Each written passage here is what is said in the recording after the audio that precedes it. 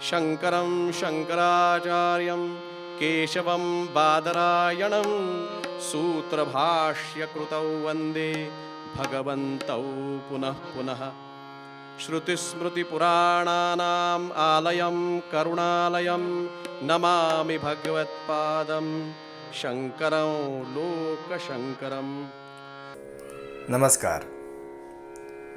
गुरुपौर्णिमेचं औचित्य साधून श्रद्धांजली कीर्तन समिती आपल्यासमोर एक आगळावेगळा उपक्रम घेऊन आली आहे.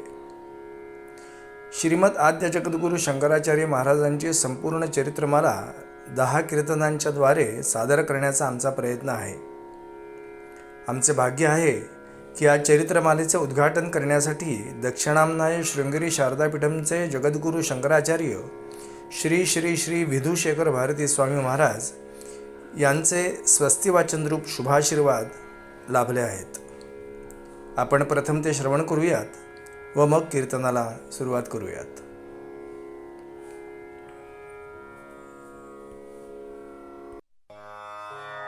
शारदा शारदाम्भोजवदना वदनाम्बुजे सर्वदा सर्वदास्माकं सन्निधिं क्रियात्. श्रीमते शंकरार्याय धीमतेऽद्भुतशक्तये नमोऽस्त्वद्वैतसिद्धान्तस्थापनोपात्तमूर्तये। महाराष्ट्र में प्राचीन काल से नारदीय कीर्तन संप्रदाय विराजमान है। ये एक विशिष्ट संप्रदाय है।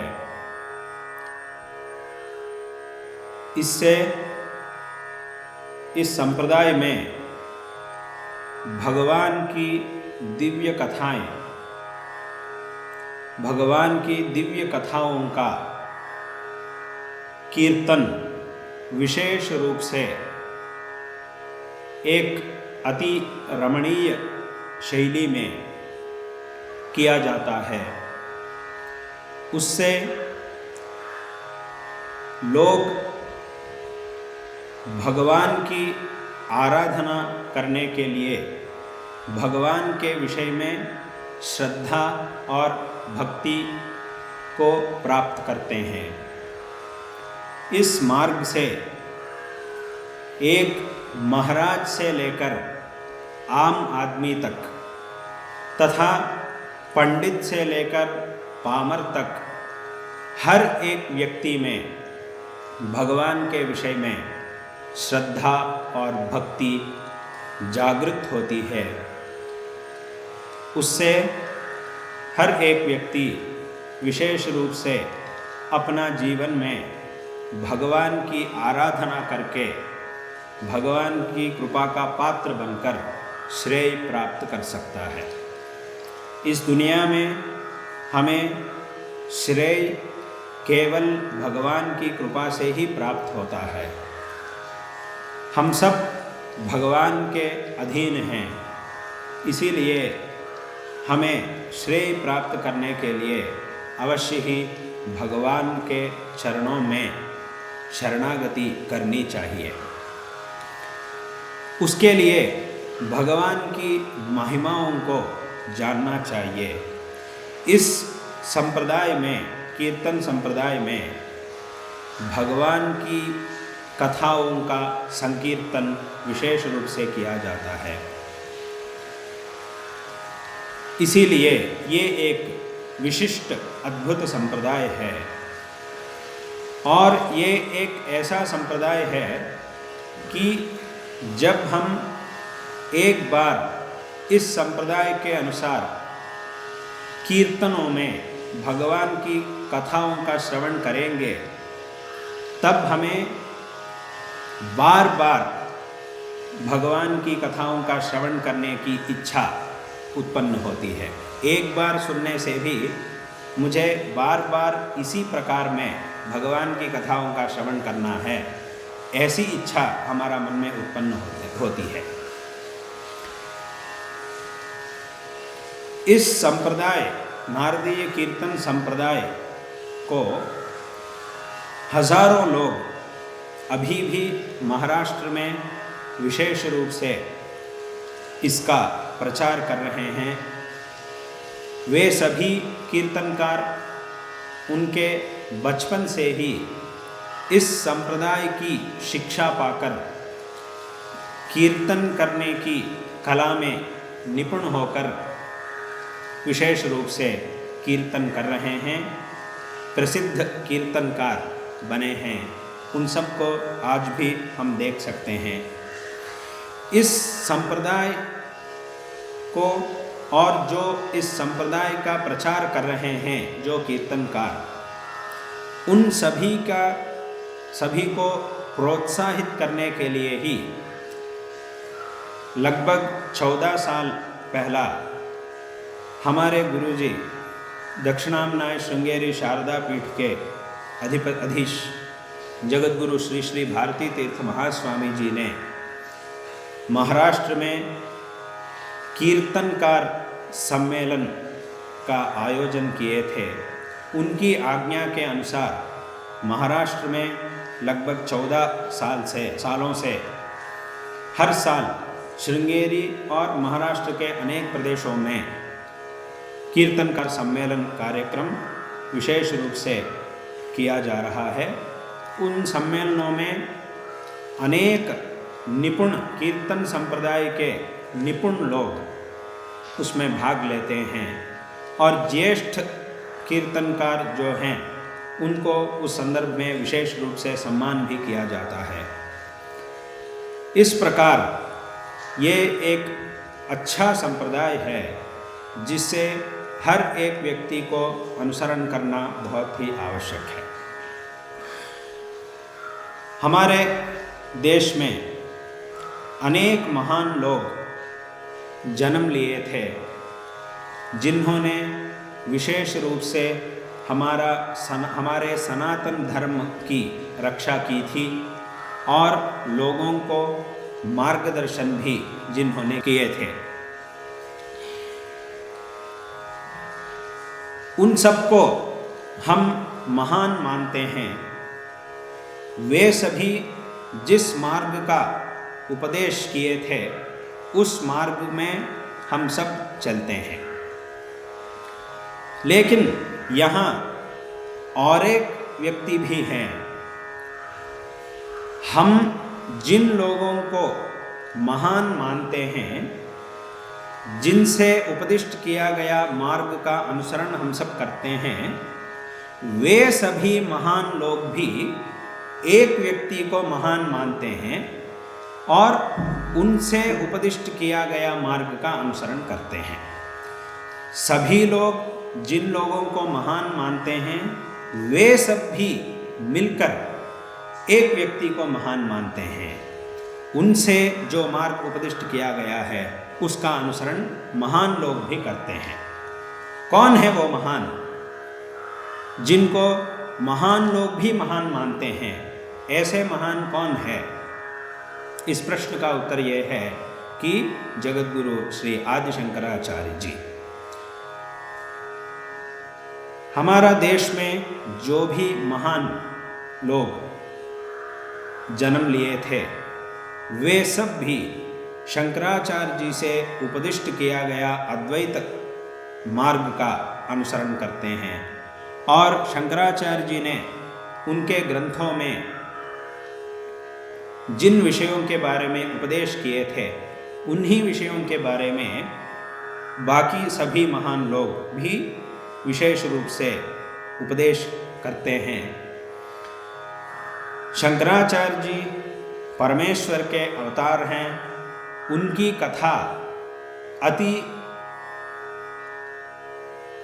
श्रेय प्रदान करती है हर एक व्यक्ति को। उनकी कथा का श्रवण करने से हम सबको श्रेय प्राप्त होता है। शंकराचार्य जी ने हमारा देश में 1200 साल पहला अवतार किए थे। वे अपने अवतार काल में अनेक असाधारण कार्यों से इस दुनिया को बहुत ही अनुग्रह किए थे।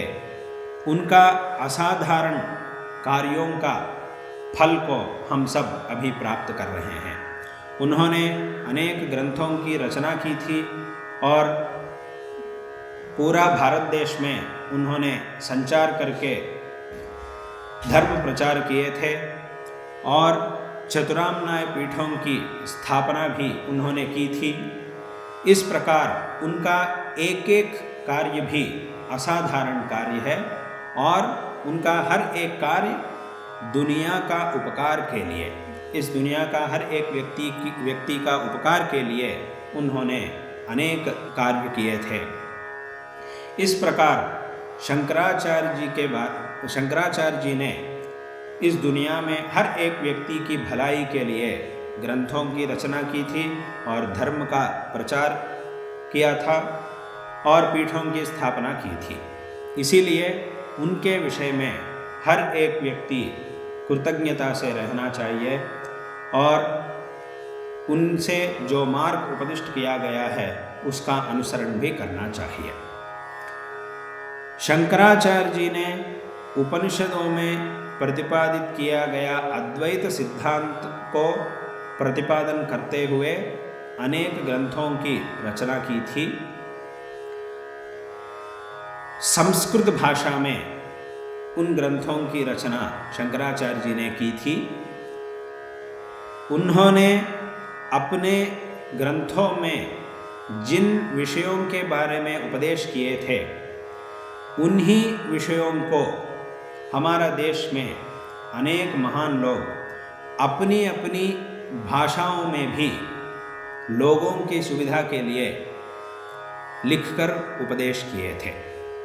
जैसा कि अभी महाराष्ट्र में जो भी संत लोग थे जिनका आदर सभी लोग करते हैं, उन्होंने अपने ग्रंथों में मराठी भाषा में शंकराचार्य जी से जो विषय उपदिष्ट हुआ है उसी विषयों के बारे में सारे संत लोग भी उपदेश किए थे मराठी भाषा में। जो विषय शंकराचार्य जी के ग्रंथों में संस्कृत भाषा में उपलब्ध है वही विषय हमें मराठी भाषा में उपलब्ध होता है। इस प्रकार हमारा देश के हर एक संत और हर एक महान व्यक्ति भी शंकराचार्य जी का अनुसरण करते हैं। उन्होंने जिस मार्ग का उपदेश किया उसका अनुसरण करते हैं। इसीलिए शंकराचार्य जी महान लोगों को भी महान है, आदरणीय है। इसीलिए शंकराचार्य जी के विषय में हर एक व्यक्ति को कृतज्ञता रहनी चाहिए। हर एक व्यक्ति उनके विषय में भक्ति और श्रद्धा से रहना चाहिए हर एक व्यक्ति को, और उनकी जो जयंती है उसका आचरण विशेष रूप से करना चाहिए और उनकी पूजन भी करना बहुत ही आवश्यक है। उससे हमें सभी प्रकार के श्रेय प्राप्त होते हैं। उनके जो चरित्र है, दिव्य चरित्र है शंकराचार्य जी के, उसका भी श्रवण करना हमारे लिए बहुत ही आवश्यक है। उसका श्रवण करने से हमारे सभी पाप मिट जाते हैं और हमें सभी प्रकार के श्रेय प्राप्त होता है। इसीलिए उनके जो चरित्र है उसके बारे में जगद्गुरु श्री विद्यारण्य महास्वामी जी कहते हैं कि सैषा कलिमलच्छेत्री सकृच्छ्रुत्यापि कामदा, ऐसा कहते हैं। इसका तात्पर्य यह है कि शंकराचार्य जी की जो कथा है, पुण्य कथा, ये कलिमलच्छेत्री, इस कलियुग में कली के जो भी दोष हमें प्राप्त होते हैं वे सब भी शंकराचार्य जी की कथा का श्रवण करने से मिट जाते हैं। ये उसका तात्पर्य है। तथा ही ऐसा ही सकृच्छ्रुत्यापि कामदा, एक बार भी जो व्यक्ति उनकी दिव्य कथा को बहुत ही श्रद्धा से श्रवण करेगा उसको अपनी कामना सफल होती है अवश्य ही। ये इस वचन का तात्पर्य है, सैषा कलिमलच्छेत्री सकृच्छ्रुत्यापि कामदा। इसीलिए उनकी जो पुण्य कथा है उसका श्रवण करना हमारे लिए बहुत ही श्रेय का कारण बनता है। उनके दिव्य चरित्र में अनेक अद्भुत प्रसंग उपलब्ध है। जैसा कि उनके बाल्य में एक गरीब ब्राह्मण के घर में उसकी गरीबी को हटाने के लिए शंकराचार्य जी ने देवी महालक्ष्मी से प्रार्थना की थी, और उस समय में देवी महालक्ष्मी ने उस ब्राह्मण के घर में सोने के बारिश को अनुग्रह की थी। ऐसा ही और एक संदर्भ भी है। शंकराचार्य जी ने जब पूर्णा नदी से प्रार्थना किए थे, उनकी प्रार्थना से संतुष्ट होकर पूर्णा नदी स्वयं अपनी दिशा को बदलकर शंकराचार्य जी की वृद्ध माता की सुविधा के लिए उनके घर के सामने ही बहने लगी थी। ये एक अद्भुत संदर्भ है। और एक संदर्भ भी है कि शंकराचार्य जी के शिष्यों में एक शिष्य था जिसका नाम है गिरि। वो मंद बुद्धि था। शंकराचार्य जी ने एक दिन केवल अपने संकल्प से ही उस गिरि को सर्वज्ञ बनाए थे। सभी प्रकार की विद्याएं गिरि को प्राप्त हो गई थी, केवल शंकराचार्य जी की उनके संकल्प से ही। इस प्रकार अनेक प्रसंग शंकराचार्य जी के संदर्भ उनके चरित्र में हैं। उनका श्रवण करने से हमारे सभी प्रकार के पाप मिट जाते हैं और श्रेय प्राप्त होता है। उनके जो दिव्य चरित्र है उसको भी महाराष्ट्र के जो नारदीय कीर्तन संप्रदाय है उसका अनुसार कीर्तन के रूप में प्रस्तुत करना है, उसका प्रचार ऐसा करना है। इस प्रकार की इच्छा हमें बहुत दिन से थी, वो इच्छा अभी सफल होने वाली है। इससे हम बहुत से संतुष्ट हो रहे हैं। शंकराचार्य जी के चरित्र विद्यारण्य महास्वामी जी से लिखे गए माधवी शंकर दिग्विजय में विशेष रूप से प्रतिपादित किया गया है, और यही एक ग्रंथ है जो बहुत ही प्रामाणिक है। सभी लोग इस ग्रंथ का आदर करते हैं। यही एक ग्रंथ है जो शंकराचार्य जी के चरित्र में परम प्रमाण है। इस ग्रंथ में जो चरित्र प्रतिपादित किया गया है उसका कीर्तन रूप में अभी प्रतिपादित किया जा रहा है।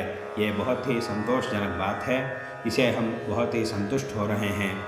ये कार्यक्रम महाराष्ट्र में श्रद्धांजलि कीर्तन समिति के द्वारा आज से लेकर 10 दिन तक विशेष रूप से हर एक दिन एक एक निपुण कीर्तनकार इसमें भाग लेकर शंकराचार्य जी के जीवन में एक एक भाग का विशेष रूप से कीर्तन के रूप में प्रस्तुत करने वाले हैं। ये बहुत ही संतोषजनक बात है। इसे हम बहुत ही संतुष्ट होकर इस संदर्भ में हम नारायण स्मरण पूर्वक आशीर्वाद दे रहे हैं कि ये कार्यक्रम निर्विघ्न रूप से संपन्न हो, तथा इसमें जो भी कीर्तनकार भाग ले रहे हैं और जो इस कार्यक्रम का आयोजक हैं और जो इस कार्यक्रम के लिए सहायता कर रहे हैं, उन सब को भी, जो भी इस कार्यक्रम में भाग ले रहे हैं उन सब को भी इस संदर्भ में श्री शारदा चंद्रमौळीश्वर शारदांबा की तथा भगवान चंद्रमौळीश्वर जी की कृपा से और हमारे गुरुदेव जगतगुरु श्री श्री भारती तीर्थ महास्वामी जी की कृपा से सभी प्रकार के श्रेय प्राप्त हो, ऐसा हम इस संदर्भ में आशीर्वाद कर रहे हैं। और ये संप्रदाय अभी आरंभ हो रहा है। शंकराचार्य जी के इस संप्रदाय का अनुसार शंकराचार्य जी के चरित्र का भी प्रतिपादन कीर्तन अभी होने वाला है, और ये भी भविष्य में भी ऐसा ही विशेष रूप से शंकराचार्य जी की कथाओं का कीर्तन भविष्य में भी विशेष रूप से हो, ऐसा हम इस संदर्भ में आशीर्वाद कर रहे हैं।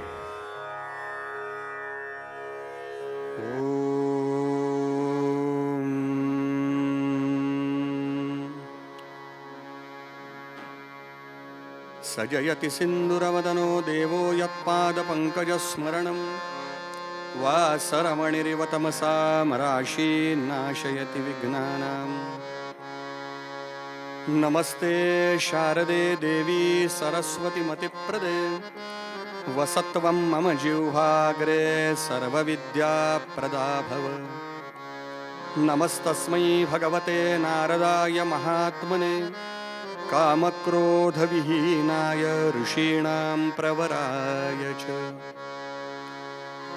शुकासारिखे पूर्णवैराग्यजांसे वसिष्ठा परिज्ञानयोगीश्वरांचे कवी वाल्मिकी सारिखा मान्य ऐसा नमस्कार माझा श्री गुरु रामदासा जयांचा जनी जन्मनामार्थ झाला जयांनी सदा वासनामात केला जयांच्या मुखी सर्वदा नाम कीर्ती नमस्कार या ब्रह्मचैतन्य मूर्ती जय जय रघुवीर समर्थ श्रीमदाद्य जगद्गुरु शंकराचार्य महाराज की जय श्रीमद अनंत कोटी ब्रह्मांड नायक राजाधिराज सच्चिदानंद समर्थ सद्गुरु श्री ब्रह्मचैतन्य महाराज की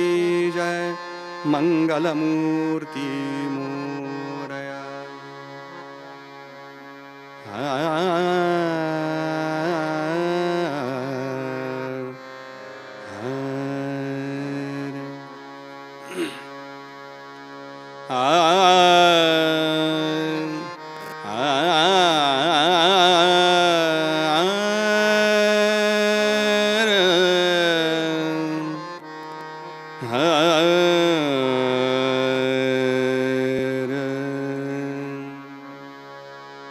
हरि जय जय राम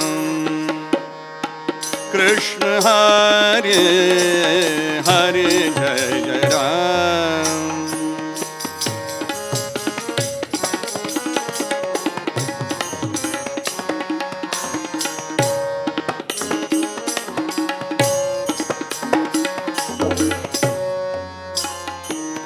जय जय राम जय जय राम हरि जय जय राम कृष्ण हरि हरि जय जय राम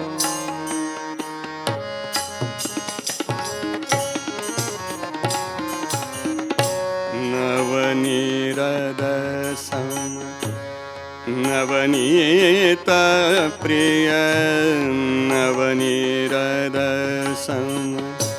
नवनीत प्रिय नवल विनोद विहारी हरि नवल विनोद विहारी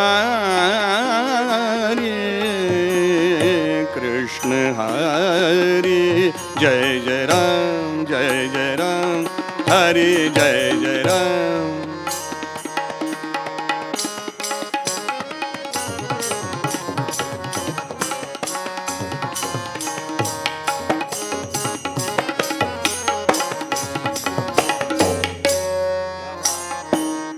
हरि जय जय राम राम हरि हरि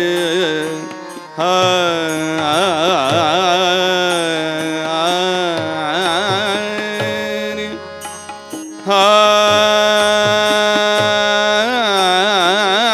हरि कृष्ण हरि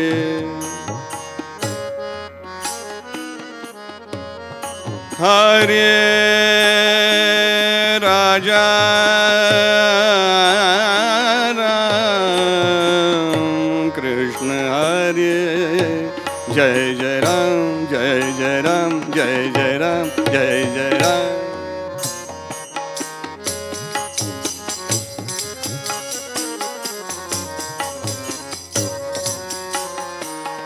गोवर्धन धर गोपाल नरत गोवर्धन धर गोपाल नरत गोवर्धन धर गो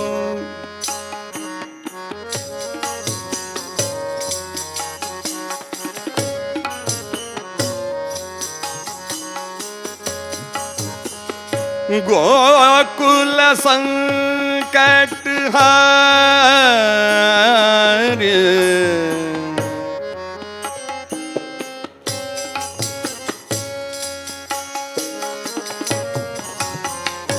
गोकुल संकट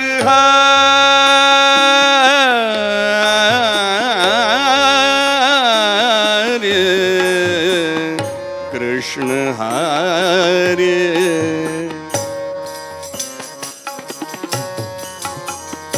गोकुल संकट हरे कृष्ण हरे जय जय राम हरे जय जय राम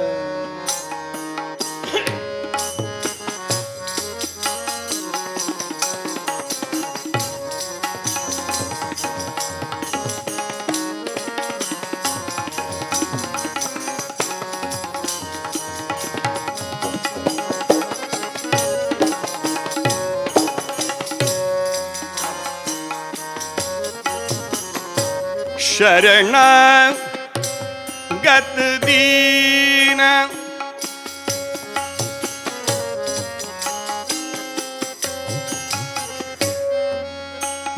दीनागत दीनागत दीन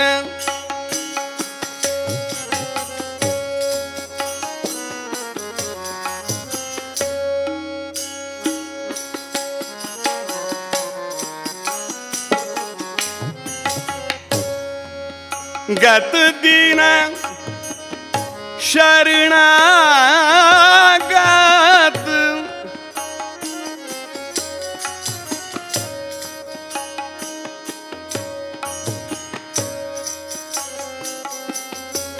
गत दीन शरणागत दीन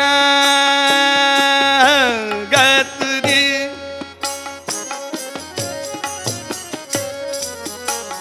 शरणागत दीन चरणी रत करुणा दृष्टि हरे कृष्ण हरे कृष्ण हरे कृष्ण हरे कृष्ण हरे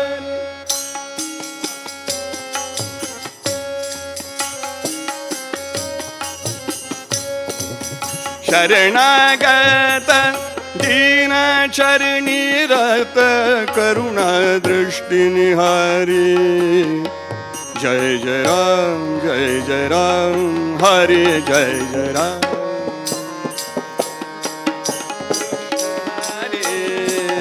हरे जय जय राम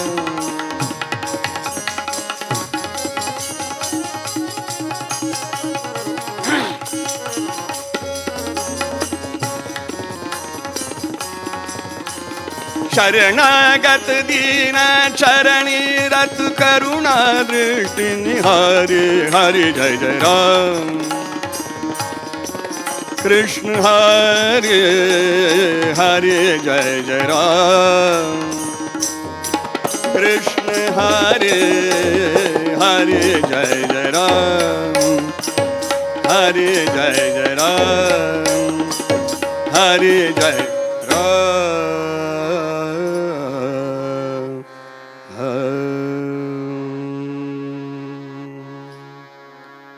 रूप पाघकालोचनी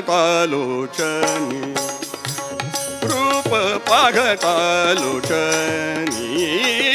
रूप पाघकालोचनी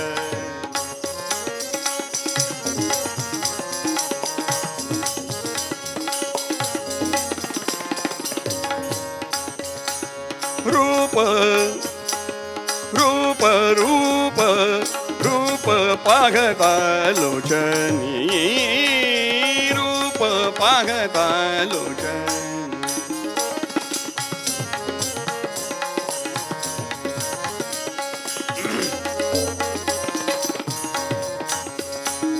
सुख झाले हो साजणी साजणी सुख झाले हो साजणी साजणी सुख झाले हो साजणी साजणी सुख झाले हो साजणी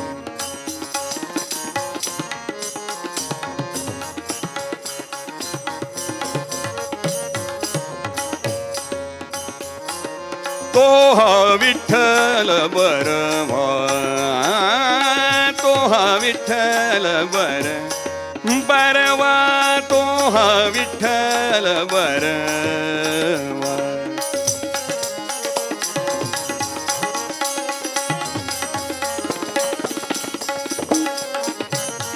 तो हा माधव बरवा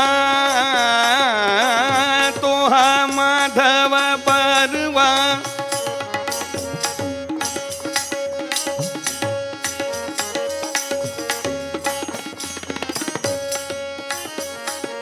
विठ्ठल बरवा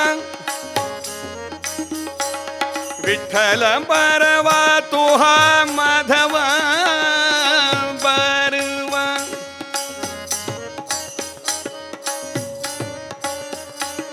विठ्ठल विठ्ठल विठ्ठल बरवा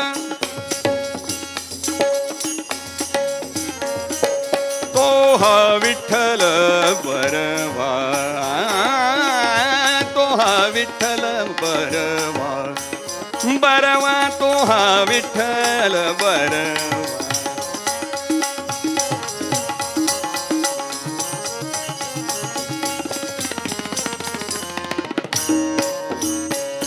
बहुत सुकृताची जोडी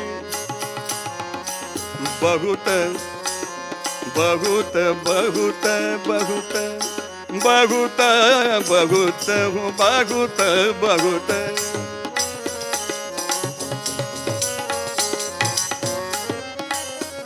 म्हणून विठ्ठली आवडी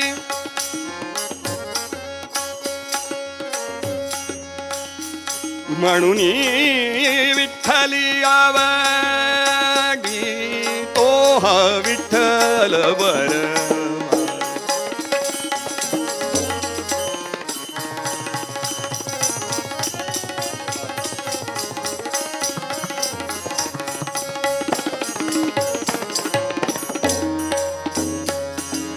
सर्व सुखाचे आगर आगर सर्व सुखाचे आगर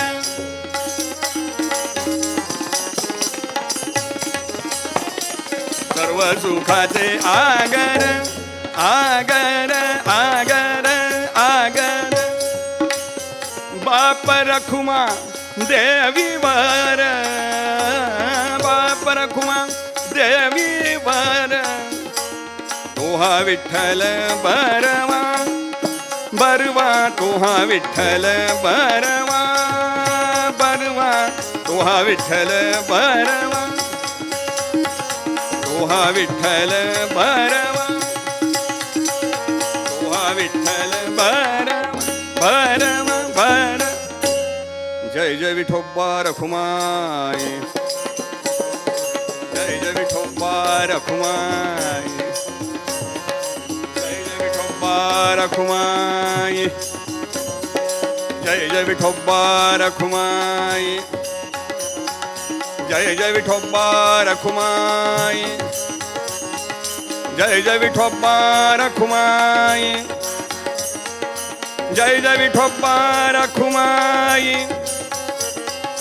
जय जय विठोबा रखुमाई जय जय विठोबा रखुमाई जय जय विठोबा रखुमाई जय जय विठोबा रखुमाई जय जय विठोबा रखुमाई पुंडलिक वरदा हरि विठ्ठल श्री ज्ञानदेव तुकाराम पंढरीनाथ महाराज की जय, राजाधिराज प्रभु रामचंद्र महाराज की जय, श्रीमदाद्य जगद्गुरु शंकराचार्य महाराज की जय, अवधूत चिंतन श्री गुरुदेव दत्त, जय जय रघुवीर समर्थ।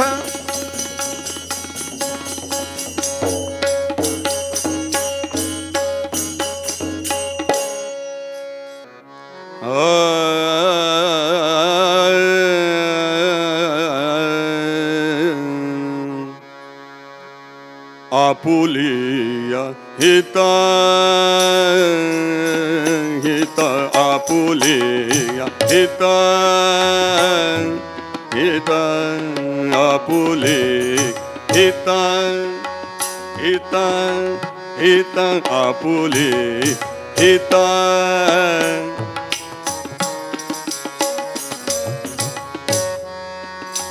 हिता हिता आपुले हिता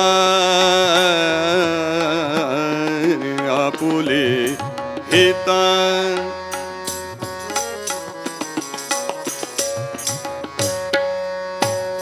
ये बात है। आपुले हिता जो असे जागता है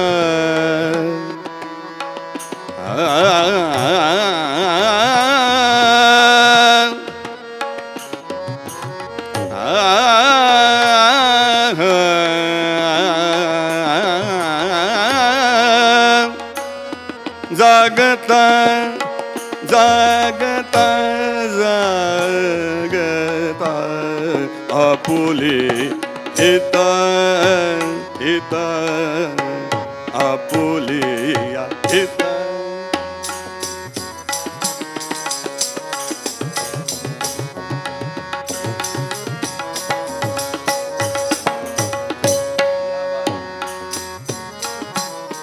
धन्य माता पिता तयाची या, धन्य माता पिता तयाची या, आपुलिया हिता हिता आपुलिया हिता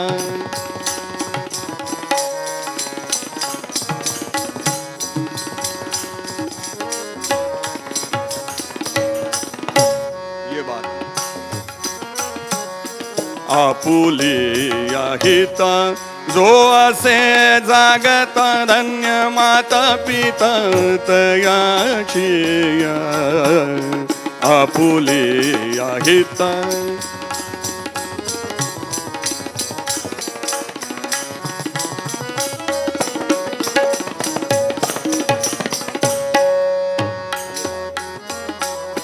कोळी कन्या पुत्र होती जे सात्विक, कोळी कन्या पुत्र होती जे सात्विक, तयाचा हरिख वाट देवा वाट देवा, आपुलिया हिता हिता गीता आपुलिया हिता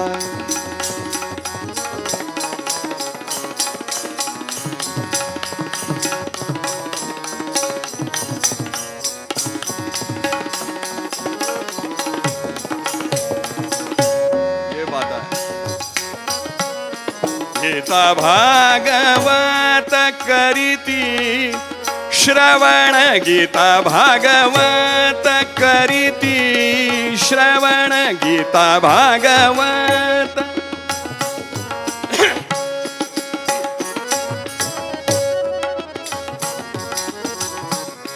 गीता भागवत करीती श्रवण आणि चिंतन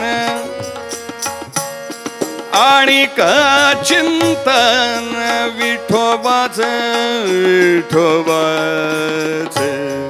आपुलिया आपुलिया हिता हिता आपुलिया हिता हिता हिता आपुलिया हिता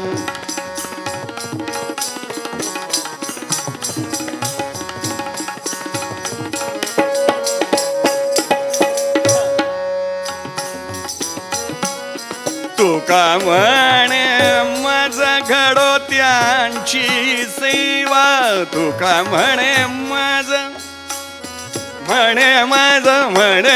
तुका म्हणे माझ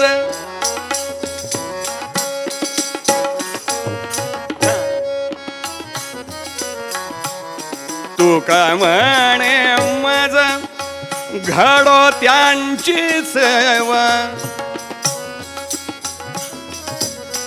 घडो त्यांची सेवा तरी माझ्या दैवा पर नाही आपुले हिता हिता आपुले हिता हिता आपुले हिता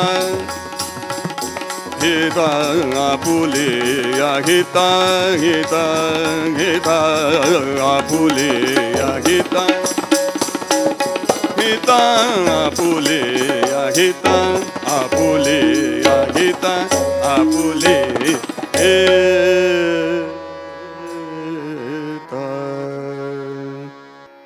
वचन ऐका कमलापती माझी रंकाची विनंती कर जोडितो कथे काळी आपण असावे जवळी घ्यावी घ्यावी माझी भाक जरी का मागणे आणिक तुकया बंधू म्हणे देवा शब्द इतुकाच राखावा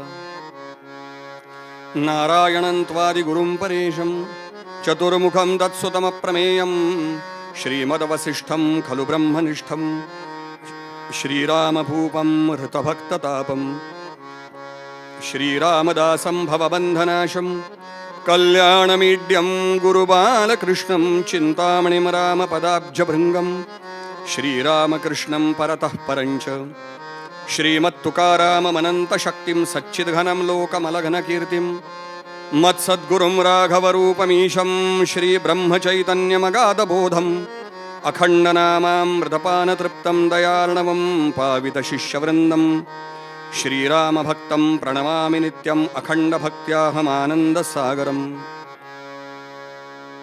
योऽन्तः प्रविश्य मम वाचमिमां प्रसुप्तां सञ्जीवयत्यखिलशक्तिधरस्वधाम्ना अन्यांश्च हस्तचरणश्रवणत्वगादीन् प्राणान्नमो भगवते पुरुषाय तुभ्यम् श्रुतिस्मृतिपुराणानाम् आलयं करुणालयं नमामि भगवत्पादं शङ्करं लोकशङ्करं शङ्करं शङ्कराचार्यं केशवं बादरायणं सूत्रभाष्यकृतं वन्दे भगवन्तौ पुनः पुनः पुण्डलीकवरदा हरिविठ्ठल श्री ज्ञानदेव तुकाराम पंढरीनाथ महाराज की जय। भगवत पूज्यपाद श्रीमदाद्य जगद्गुरु शंकराचार्य महाराज की जय। सनातन वैदिक धर्म की जय। जय जय रघुवीर समर्थ।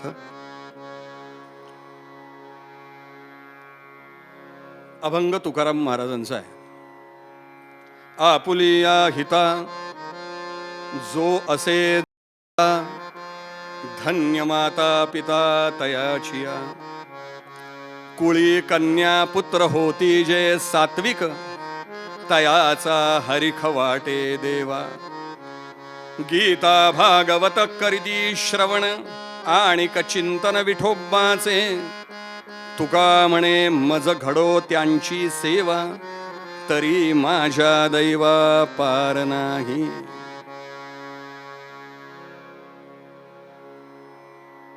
हजारो अभंग आहेत तुकाराम महाराजांचे। हा जो अभंग आहे यामध्ये गौरवोद्गार काढलेले आहेत तुकाराम महाराजांनी। आपुलिया हिता जो असे जागता धन्य माता पिता तयाचिया। ज्या वेळेला समाजाचं पतन होत आहे, समाज अधपतित होतोय, धर्म लयाला जातोय, सात्विकता नाश पावतीये, दुर्गुणांची दुर्वर्तनांची वृद्धी होतीये ना, त्यांचा गौरव होतोय। अशा परिस्थितीमध्ये ज्या वेळेला एखादा उठून उभा राहतो, आपल्या विचारांनी समाजाला प्रेरित करतो, दुर्वर्तनांचा, दुर्गुणांचा, दुर्विचारांचा पाडाव करतो. आणि या धर्माची ज्या वेळेला घडी बसवतो, त्याचं असं कार्य पाहिल्यानंतर तुकाराम महाराजांचं मन भरून येतं. मन आनंदाने उचंबळून येतं. भरून पावतात तुकाराम महाराज. आणि असं मन भरून पावल्यानंतर त्याच्याबद्दल जे गौरवोद्गार निघतात, त्याच्यासाठी हा अभंग आहे. आपुलिया हिता जो असे जागता, धन्य माता पिता तयाचिया. कुळी कन्या पुत्र होती जे, सात्विक तयाचा हरिख वाटे देवा. गीता भागवत करीती श्रवण आणिक चिंतन विठोबाचे. तुका म्हणे मज घडो त्यांची सेवा, तरी माझ्या दैवा पार नाही. जो आपुलिया हितासाठी निरंतर जागा आहे, जो स्वतःही जागा आहे आणि इतरांना, जो स्वतः जागा आहे तोच इतरांना जागा करू शकतो. हो, तोच इतरांना जागृत करू शकतो, तोच इतरांना जागा देतो. त्याला जे जन्म देतात ते माता पिता, तो वंश, ते कुळ धन्य आहे. आणि असा धन्य वंश ज्या भूमीवरती जन्माला येतो, ती भूमीही धन्य होते. आणि या भूमीचा निर्माता जो आहे, या विश्वाचा चालक जो आहे, जो पालक जो आहे, त्याला सुद्धा आनंद होतो की अरे आता सद्धर्माला, सत्कार्याला, सज्जनत्वाला चांगले दिवस नक्की येतील. म्हणून तो परमात्मा, तो भगवंतही आनंदित होतो. आणि त्याचे जे शब्द जे आहेत गीता आणि भागवत, त्याचा प्रसार आणि प्रचार या जनमानसामध्ये झाल्यानंतर त्या परमात्म्याला आनंद होणारच. हो, तुकाराम महाराज म्हणतात, अशी जी वंशावळ आहे, असे जे सुपुत्र आहेत, निरंतर त्यांची सेवा मला घडावी. आणि या सेवेतच मी माझ्या जीवनाची इत्यर्थता मानीन. हा झाला अभंगाचा गोळाबेरीज अर्थ. थोडंसं अभंगाच्या अंतरंगाचं चिंतन करूया. प्रश्न असा आहे, तुकाराम महाराज जे म्हणतात, आपुलिया हिता जो असे जागता. झोपलेल्यांना जे जाग करतायत तो धन्य आहे. माता पिता तर धन्यच आहेत, पण तोही पहिल्यांदा धन्य आहे. कसं आहे, शारीरिक झोप वेगळी आणि वैचारिक झोप वेगळी. शारीरिक झोप आवश्यक आहे. हो, थकल्या भागलेल्या शरीराला, थकल्या भागलेल्या इंद्रियांना परत कामाला जुंपण्यासाठी, चेतना देण्यासाठी त्या इंद्रियांना जरा सुप्तावस्थेमध्ये नेऊन त्यांना विश्रांती देऊन परत कार्यरत करण्यासाठी जरा थोडंसं गरज असते. हो, झोपेची, निद्रेची आवश्यकता आहे. अर्थात तीही अति झोप सुद्धा घातक आहे. अति झोप येणंही घातक आहे आणि अजिबात झोप न येणंही घातक आहे. दोघंही डॉक्टरकडे जातात. हो, एखादा डॉक्टरकडे जातो, तो डॉक्टर साहेब काय करणार, हो मला इतकी झोप येते, इतकी झोप येते की रस्त्याने जरी निघालो तरी पेंगतच चालतो. लोकांना मी न घेता सुद्धा घेतलंय असं वाटतं. बरं, एखादा डॉक्टरकडे जातो, तो म्हणतो, डॉक्टर साहेब मला झोपच येत नाही, काय करावं. म्हणले, सगळे घोरत असतात, मस्त झोपलेले असतात, तर मी आपला घोबडासारखा जागा असतो. म्हणले, अजिबातच झोप नाही. सांगायचा मुद्दा असा की माफक आणि मर्यादित, त्यासाठी आरोग्यशास्त्र सांगतं काय, किती वेळ कोणी किती झोपलं पाहिजे. शारीरिक झोप आवश्यक आहे. झोप जी घातक आहे ती वैचारिक. विचारांना येणारी जी ग्लानी आहे ती ग्लानी घातक आहे. आणि ती ग्लानी झटकली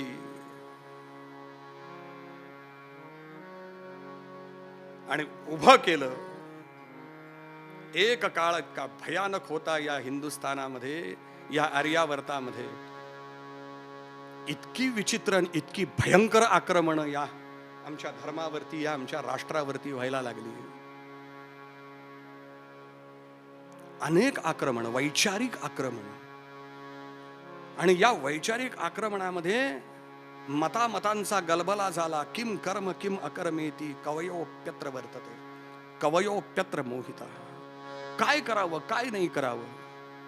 समाज हडबडला गडबडला.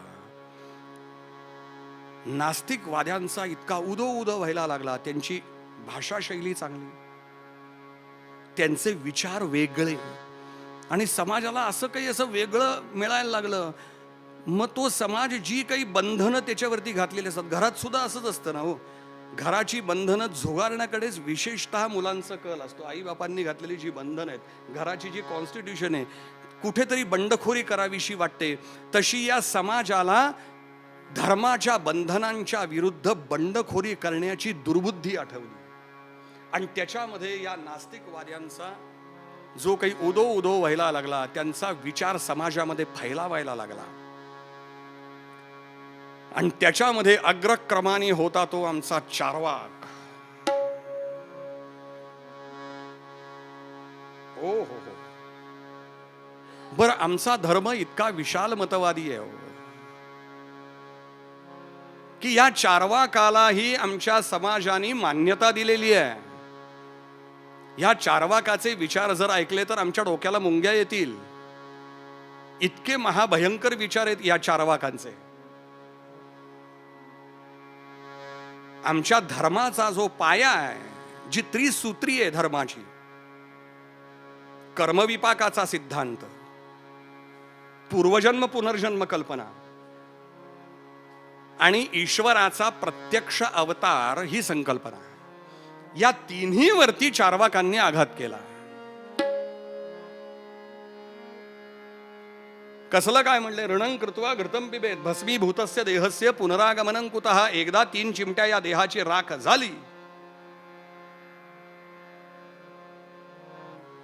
परत कसलं यायचंय म्हणले? ज्या वेदांना आम्ही अपौरुषेय मानतो, त्या वेदांबद्दल चार्वाक इतकं भयंकर बोललेला आहे. तो म्हणतो त्रयो वेदस्य कर्तारः भांड धूर्त निशाचरः. 3 चिमट्या राख झाले की परत कशाला यायचंय? ऋणं कृत्वा,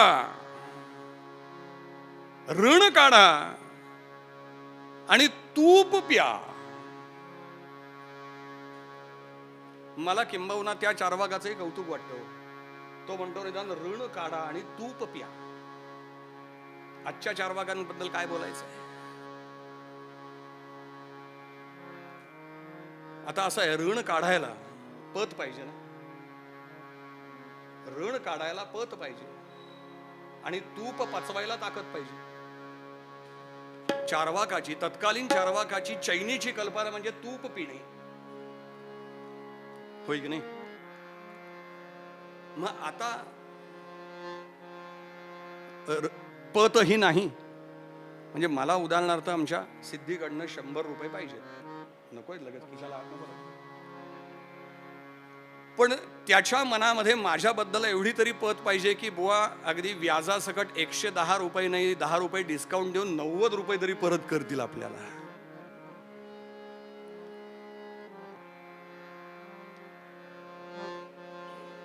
म्हणजे तो 100 रुपये मला देईल. बरं, आजकाल ती पतही गेलेली आहे. त्यामुळे समोरच्याने दिले नाहीत तर मी त्याची कॉलर धरणार किंवा माझ्याजवळ जर काही शस्त्र असेल त्याच्या पोटाला लावणार. काढतोच का नाही? चौर्यं कृत्वा आणि तूप. तूप म्हणलं की नको वाटतं, कसलं काय तूप. मग चौर्यं कृत्वा सुराम पिबेत. चोऱ्या करा आणि दारू प्या. आजही ते चालू आहे, आपण पाहतोय. त्या काळात तर फारच भयंकर होतं. नास्तिकांची जी आक्रमणं या हिंदुस्थानवर चाललेली होती, अत्यंत विचित्र अवस्था झालेली होती. आणि त्यावेळेला हा सूर्योदय झाला आचार्यांच्या रूपाने. जे कोणी सद्धर्मिक होते, जे विचारवंत होते, त्यांनी भगवंताला आळवलं हो. आजही आम्ही आळवतो ना. फरक काही फारसा राहिलेला नाही, म्हणून हा उत्सव चाललेला आहे आचार्यांचा, हे लक्षात घेतलं पाहिजे.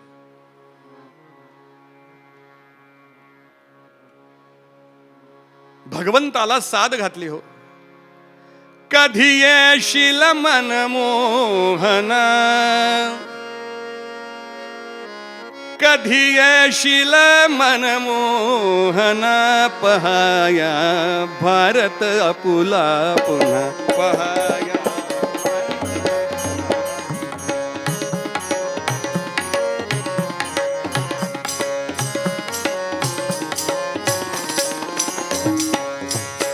कधी येशील मनमोहना, कधी येशील मनमोहना, पहाया भारत आपुला पुन्हा, पहाया भारत आपुला पुन्हा.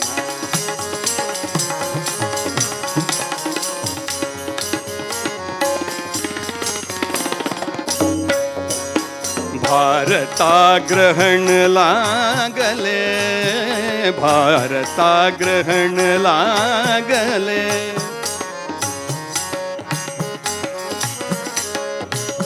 भारता ग्रहण लागले.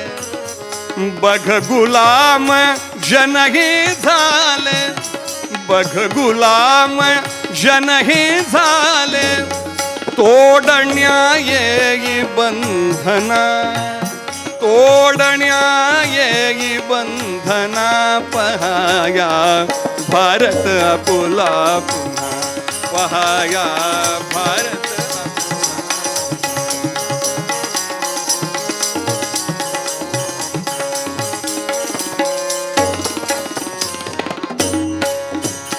ती तुझी मधुर बासरी, ती तुझी मधुर बासरी,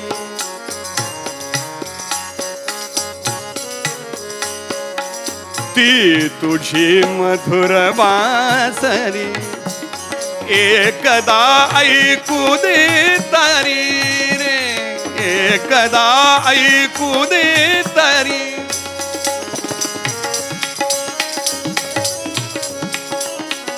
करी प्रसन्न आमुच्या मना, करी प्रसन्न आमुच्या मना, पहाया भारत आपुल्या पुन्हा, पहाया भारत आपुला.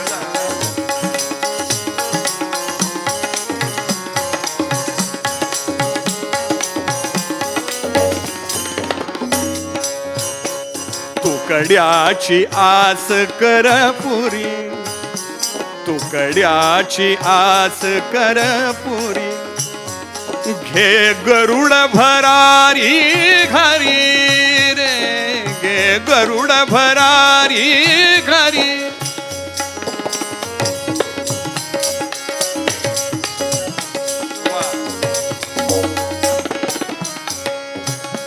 ये धावत नंदनंदना, ये धावत नंदनंदना, पहाया भारत आपुला पुन्हा, पहाया भारत.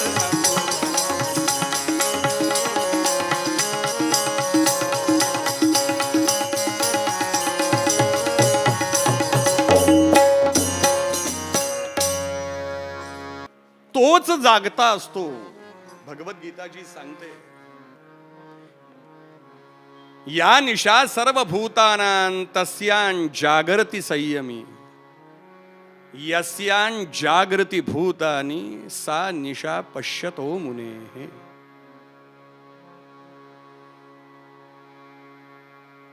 ही जी भगवंताची भूमी आहे, ही रामकृष्णांची भूमी आहे. जाग केलं अर्जुनाला, अर्जुनाला जाग केलं भगवंतानी. कशातनं जाग केलं? या निशा सर्व भूतानां, ज्या भूतमात्रांना ही निशा म्हणजे रात्र किंवा नशा असं म्हटलं तरी चालेल. कशाची? मोहाची. ही जी मोहाची रात्र आहे, ही जी मोहाची नशा आहे, ही जी निशा आहे, फार भयंकर आहे बरं. सर्वनाशाला कारणीभूत होतो हा मोह. आणि तो मोह अर्जुनाला झाला. उभय सैन्याच्या मध्यभागी माझा रथ नेऊन उभा कर म्हणून भगवान गोपाल कृष्णांना अर्जुनाने प्रार्थना केली. हे अच्युता, व्यासांच्या प्रतिभेची कमाल आहे बरं. भगवंताची जी अनेक नावं आहेत त्या नावांमध्ये अच्युत हे नाव व्यासांनी त्या ठिकाणी योजलं आहे. सारथी असाच पाहिजे जो आपल्या स्थानापासून कधीही च्युत होत नाही असा. उभय सैन्याच्या मध्यभागी माझा रथ नेऊन उभा कर भगवंतानी केलं. पुढे काय अवस्था होणार आहे अर्जुनाची ह्याची कल्पना होती भगवंताला. अर्जुनाची मानसिकता ठाऊक होती. जो मनाने रुजू आहे ना तो सहसा कोणाला शब्दांनी सुद्धा दुखवत नाही, तर शस्त्रांनी काय दुखवणार आहे हो. आणि अर्जुनाला अवसानघात होणार आहे याची कल्पना होती भगवंताला. म्हणून त्याच्या जास्तीत जास्त जवळ राहण्यासाठी भगवंतानी सारथ्य कर्म स्वीकारलंय. आणि अर्जुनानेही आपले सर्व दोर भगवंताच्या हातात दिले की असा माझा अवसानघात झाला तर तू सांभाळ बाबा. आणि अर्जुनाने पाहिलं समोर,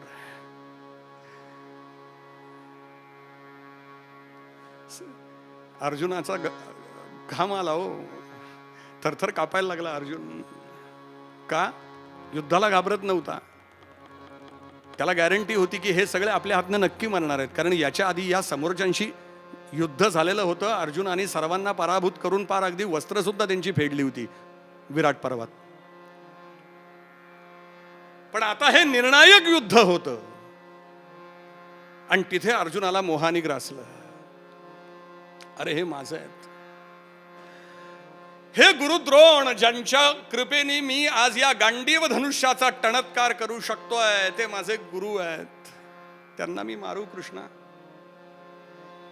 हे पितामह भीष्म ज्यांच्या अंगा खांद्यावरती खेळत मी तत्वज्ञानाचे धडे गिरवले, ज्यांनी मला माझ्यावर संस्कार केले, हे माझे आहेत, हे माझे आहेत.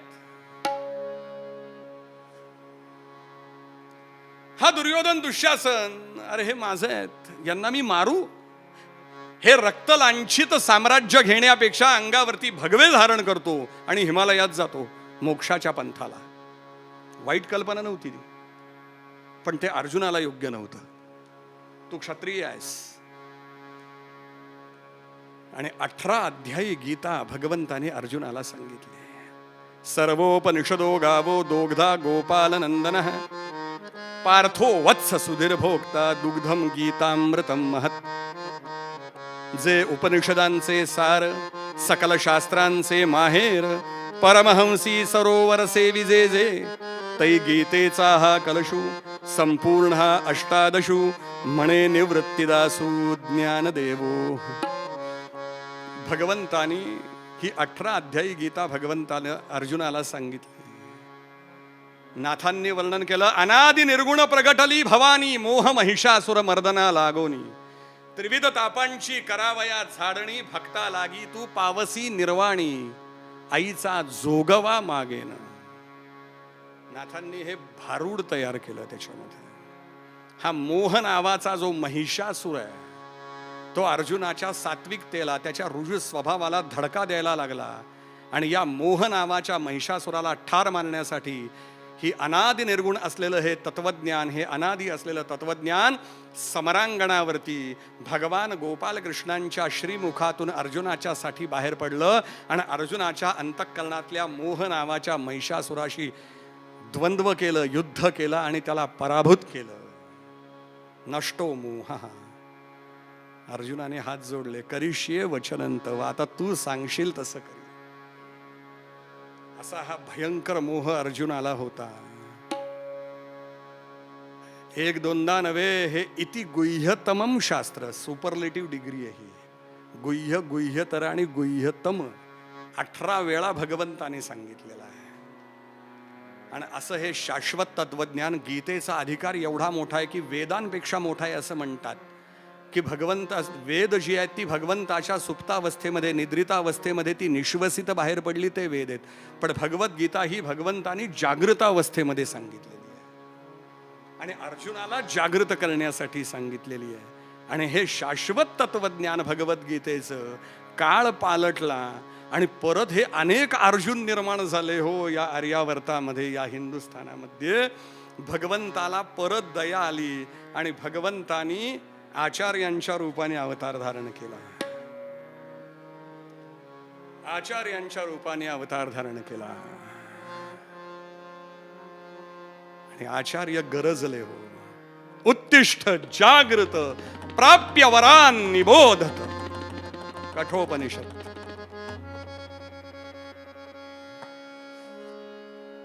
उठा, जागे व्हा आणि आपल्या कर्मासाठी उद्युक्त व्हा.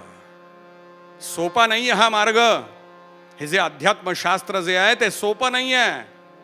क्षुरस्य धारा निषिदा दुरत्यया दुर्गम पथस्तत्कवयो वदंती.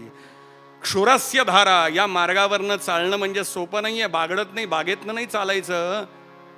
क्षुरस्य धारा, क्षुरा म्हणजे वस्तारा. बरं, तलवारीची धार सुद्धा सोपी असेल. क्षुरा म्हणजे वस्तारा, हे वस्तार्याच्या धारेवरचं चालणं आहे.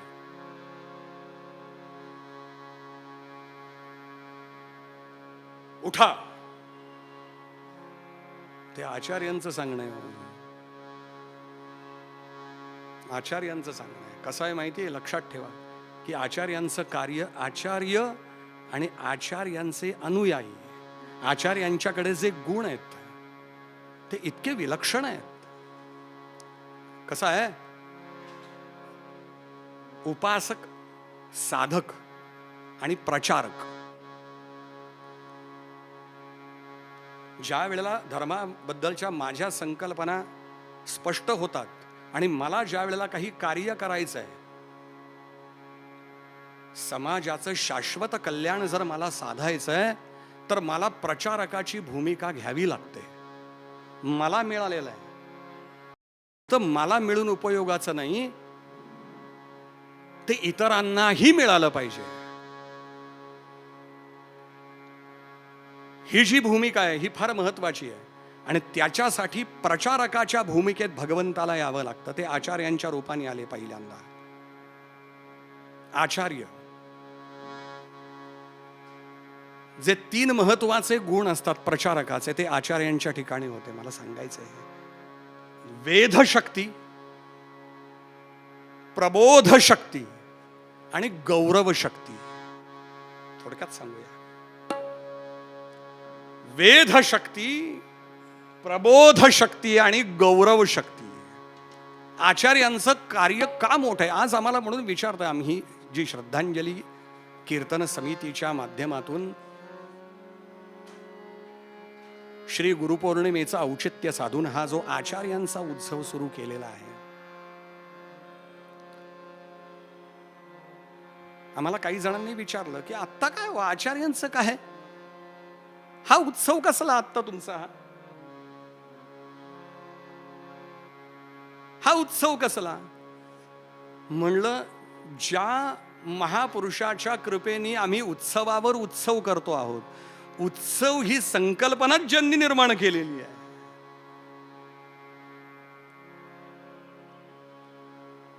तो परमात्मा मानवी देहामध्ये आला आम्ही उत्सव करावे म्हणून. उत्सव म्हणजे तरी काय हो, उत म्हणजे वरती येणे, प्रगट होणे. उत म्हणजे वरती, सव म्हणजे आनंद. उत म्हणजे वरती, सव म्हणजे आनंद.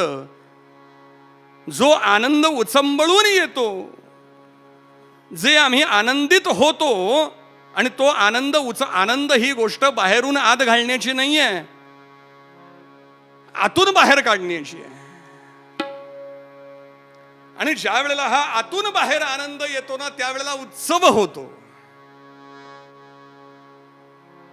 आनंद आतून बाहेर येतो त्यावेळेला उत्सव आहे. श्रीमद आद्य जगद्गुरु शंकराचार्यांचं अवघं जीवन एखाद्या महासागराप्रमाणे विशाल आहे. जसं या महासागराला अनेक नद्या येऊन मिळतात, तसं शंकराचार्यांच्या जीवनाला अनेक विचार प्रवाह येऊन मिळालेले आहेत आणि त्याच्यामध्ये गडप झालेत, लुप्त झालेत. ना त्याला कधी भरती आली ना कधी ओहोटी आली. हे आचार्यांचं जीवन आज समाजासमोर मांडलं गेलं पाहिजे.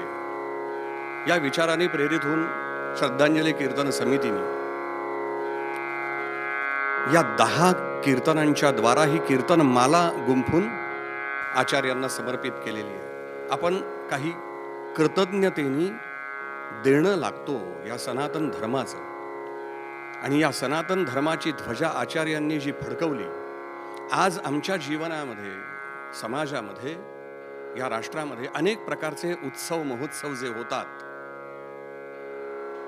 त्या सर्वाचं, या सर्व आनंदाचं सर्वतोपरी श्रेय आचार्यांना जातं. या 10 कीर्तनामध्ये आपल्याला ऐकायला मिळेल आचार्यांच्या जीवनाचे अनेक पैलू. त्यात उपासक ते साधक, साधक ते सिद्ध आणि सिद्ध ते प्रचारक, असं संपूर्ण आचार्यांचं जीवन आपल्याला ऐकायला मिळेल. मुलांवरती जर उत्तमातले उत्तम संस्कार करावायचे असतील तर आचार्यांचं जीवन या कीर्तनाच्या द्वारा या मुलांना ऐकवा. अत्यंत दैदिप्यमान. आचार्यांनी या समाजामध्ये, या राष्ट्रामध्ये जे सनातन वैदिक धर्माचं जे कार्य केलेलं आहे, 3 शक्ती आचार्यांच्या या विलक्षण कार्यरत झाल्या. आचार्यांची वेद शक्ती, आचार्यांची प्रबोध शक्ती आणि आचार्यांची गौरव शक्ती. आचार्यांच्या कार्याचा जर आपण विचार केलात, वेद शक्ती, ज्यांना प्रचारक या भूमिकेतून जर कार्य करायचं असेल, सतरती सतरती स लोकांस तारयती, जे जे आपणासी ठावे ते ते इतरांसी शिकवावे, शहाणे करून सोडावे सकल जन. समर्थ रामदास स्वामींनी ज्याप्रमाणे सांगितलेलं आहे, या एका वाक्यात आचार्यांच्या विचारांचा आम्हाला मागोवा घेता येईल की आचार्यांकडनं काय शिकावं, कसं शिकावं. वेद शक्ती, ज्या वेळेला एखादा महापुरुष आपले विचार समाजासमोर मांडण्यासाठी उभा राहतो, काही विचार देतो, ज्या वेळेला तो बोलू लागतो, ज्याप्रमाणे स्वामीजी ही केम, he saw and he conquered, आपल्या उपासनेचं तेज आपल्या व्यक्तिमत्वातनं उजळलं पाहिजे. ज्या भगवंताची उपासना आपण करतोय ना, तो भगवंत त्याच्या रोमारोमातनं उमटला पाहिजे. आचार्यांचं तेज काय होतं, व्यक्तित्व काय होतं, अहो मुखमंडलावर तसं दिसलं पाहिजे. ती दैवी संपदा आचार्यांच्या व्यक्तिमत्वातनं उजळून निघते. वेद शक्ती,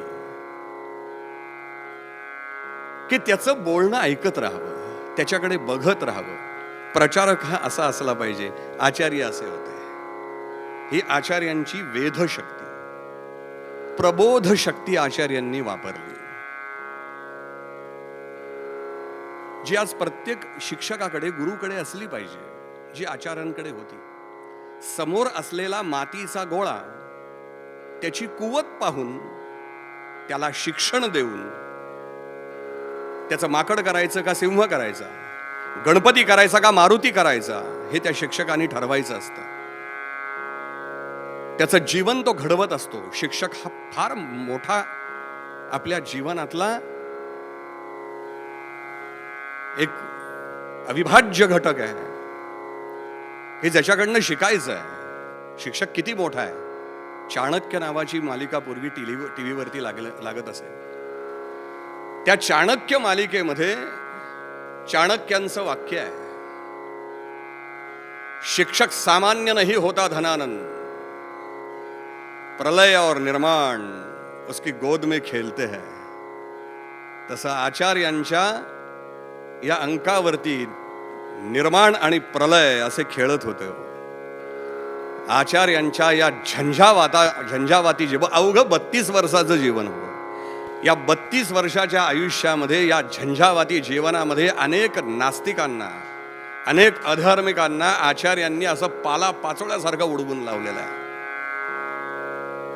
प्रबोध शक्ती ही आचार्यांची. आणि तिसरी शक्ती, ऐका मंडळी, गौरव शक्ती. हे कार्य करत असताना अनेक प्रकारची संकट जरी अंगावरती आली तरी त्या संकटातून जे चांगलं आहे, जे योग्य आहे ते उचलणं, आलेली आपत्ती ही इष्टापत्ती मानून त्याचा योग्य उपयोग करून आपलं जीवन घडवणं. एका महान नेत्याचे वाक्य आत्ता माझ्या नजरेसमोर येत आहेत की मला विरोधकांनी मारलेली दगडं, ती दगडं मी एकत्र करून त्या दगडांच्या पायऱ्या करून वरती चढलो. याला गौरव शक्ती असं म्हणतात. आणि ही गौरव शक्ती आचार्यांच्या जीवनात आपल्याला पाहायला मिळते. काय शिकायचं आचार्यांच्याकडनं? तर हे शिकायचं. आणि हे आम्ही जर शिकलो, आमच्या जीवनामध्ये जर आम्ही हे ज्ञान अवलंबलं तर आमचं जीवन यशस्वी झाल्याशिवाय राहणार नाही. म्हणून आचार्यांच्या जीवनाचा हा मागोवा या कीर्तनमालेतनं आम्ही घेतो आहोत. हाच आशय मनामध्ये ठेवून पूर्वपदामध्ये आमचे तुकाराम महाराज आपल्याला सांगताना सांगतात,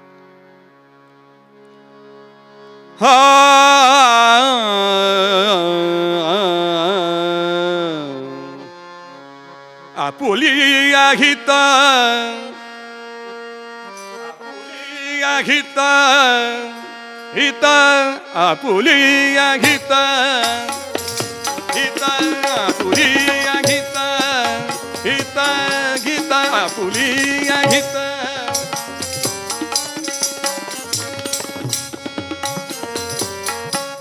आपुलिया हिता, हिता हिता आपुलिया हिता.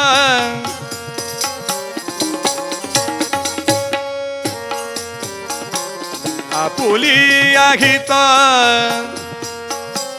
जो असे जागता,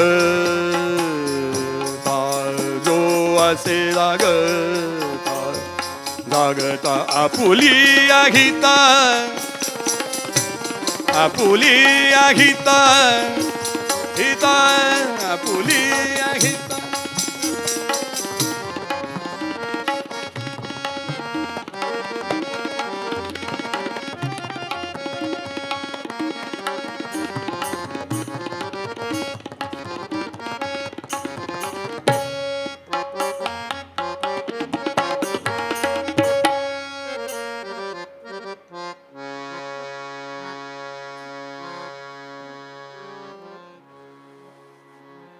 जगद्गुरू शंकराचार्य महाराजांच्या चरित्र कीर्तनमालेतील द्वितीय पुष्प गुंफण्यासाठी उद्या या ठिकाणी हरिभक्तिपरायण रामनाथ बुवा अय्यर हे उपस्थित होणार आहेत. यांच्याकडून आचार्यांना झालेली गुरुभेट आणि त्यांची कृपा हा विषय आपल्याला उद्या ऐकायला मिळणार आहे. ठीक संध्याकाळी 6 वाजता आपल्याला या कीर्तनाचा रसास्वाद घेता येणार आहे. तेव्हा आजच्यासारखेच उद्याही आपण याच्यामध्ये सहभागी व्हावत आणि हा आनंद घ्यावात ही नम्र विनंती. धन्यवाद.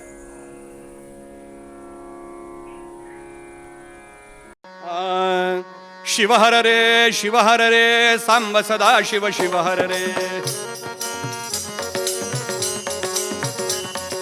शिव हर रे, शिव हर रे, सांब सदा शिव, शिव हर रे. शिव हर रे, शिव हर रे, सांब सदा शिव, शिव हर रे. शिव हर रे, शिव हर रे, सांब सदा शिव, शिव हर रे.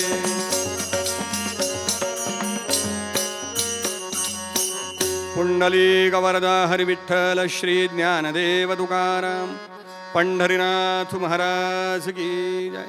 भगवत पूज्यपाद श्रीमदाद्य जगद्गुरु शंकराचार्य महाराज की जय.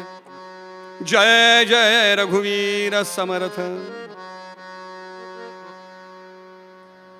केरळ प्रांत या केरळ प्रांतामध्ये जी नंबूद्री ब्राह्मणांची जी घरं आहेत, त्यांचं वैशिष्ट्य आहे की ते सत्यवादी आहेत, सत्यानी वर्तन करणार आहेत. कसं वर्तन आहे त्यांचं? हे सत्य कुठलं? यद्भूत हितमत्यंतम तत्सत्यम अशी व्याख्या केली आहे. सर्वांचं हित साधावं अशी त्यांची तळमळ आहे. फक्त मलाच मिळालं पाहिजे असा नाही विचार. या नंबूद्री घराण्यामध्ये विद्याधिराज विद्वान विप्र,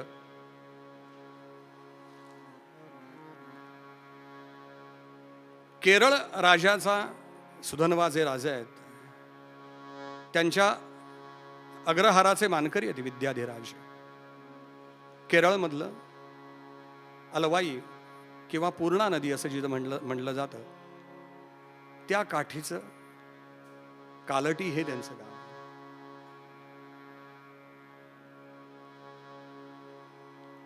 त्यांचा मुलगा शिवगुरु, बाप से बेटा सवाई आहे. विद्याधिराज हे विद्वानच आहेत. त्यांच्या विद्वत्तेला भुलूनच राजा त्यांच्या चरणाशी आलेला आहे.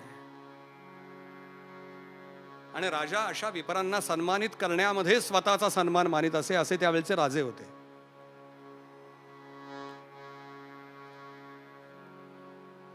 राजदंडापेक्षा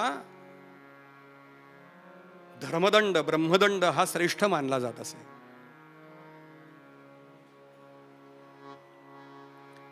शिवगुरु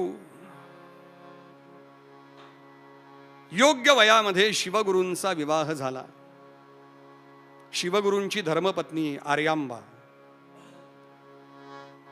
उत्तम प्रपंच चाललेला आहे. गृहिणी सचिवा सखी मिथः प्रिय शिष्या ललिते कला विधौ असं कालिदास म्हणतात.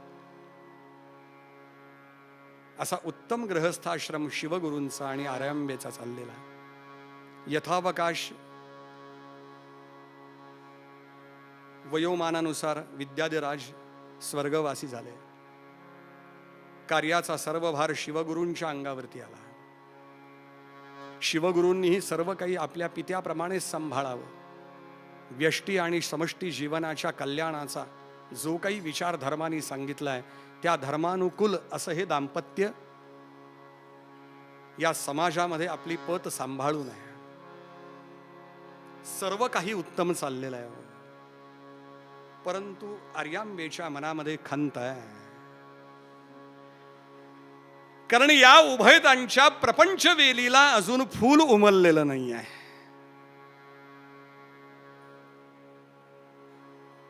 शिवगुरूंचं कालक्रमणा व्यवस्थित चाललेली, पण स्त्रियांना या गोष्टीचा फार त्रास होतो. विशेषतः कुठे सभा समारंभामध्ये जर गेलं तर इतर स्त्रिया ज्या आहेत त्या या दुखऱ्या जागेवरती मुद्दामून टोचतात.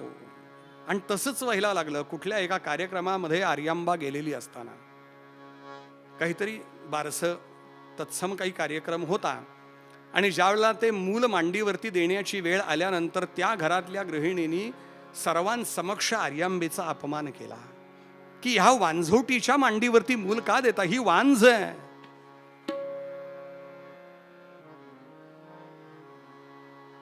इतर स्त्रियांनी विचारलं, का ग आर्यांबा, तुझ्या विवाहाला किती वर्ष झाली? 12 वर्ष झाली. काय बाई विचित्र आहे. आमच्या ठकीला बघा, एका वर्षात 3 झाली आणि तुला अजून नाही झाली, मुलबाळ नाही.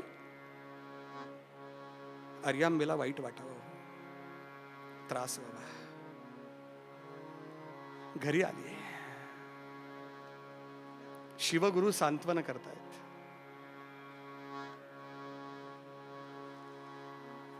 अखेरीस दोघांनी विचार केला, आपण असं करूया, भगवान शिवशंकराची आराधना करूया की त्यांना तरी काहीतरी कळवळा येईल आणि आपल्या पोटी एखादं उत्तम पुत्र देतील. गृहिणी ती धन्यनाथा शिशु खेळे कटिवरी गृहिणी ती धन्यनाथा शिशु खेळे कटिवरी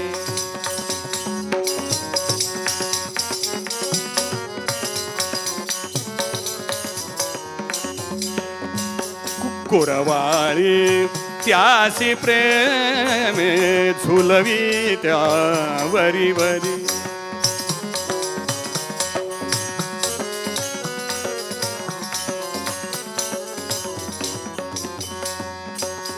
स्मितवदना पाहुनिया स्मितवदना पाहुनिया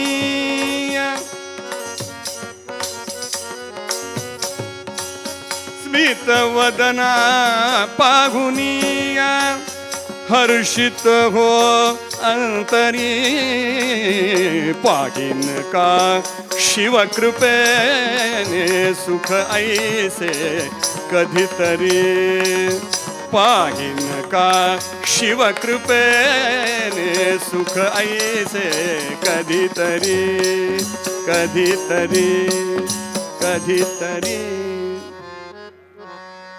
या उभयतांनी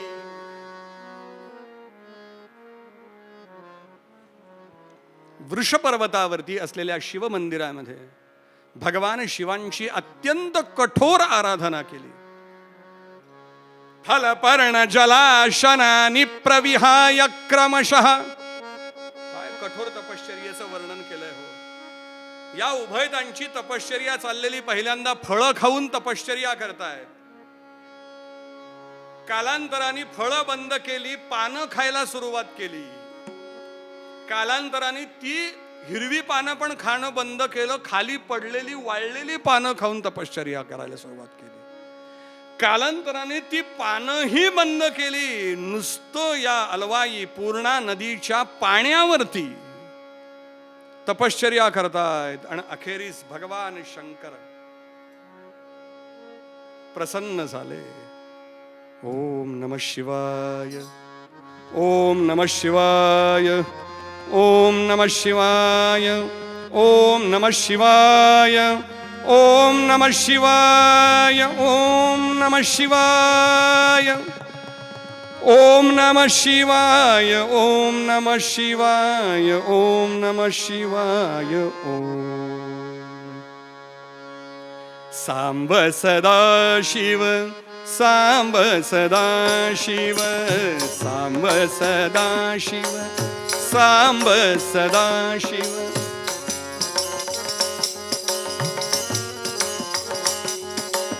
सांब सदा शिव, सांब सदा शिव, नाम मुखी राहो मनुजा, नाम मुखी राहो मनुजा.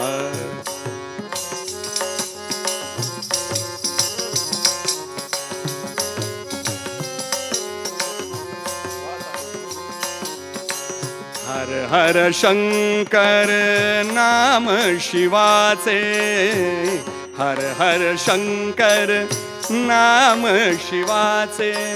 घेता निशिदिनी आपुले वाचे, घेता निशिदिनी आपुले वाचे.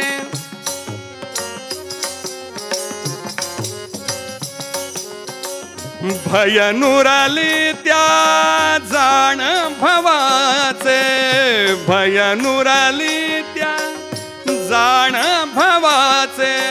नाम मुखी राहो, नाम मुखी राहो.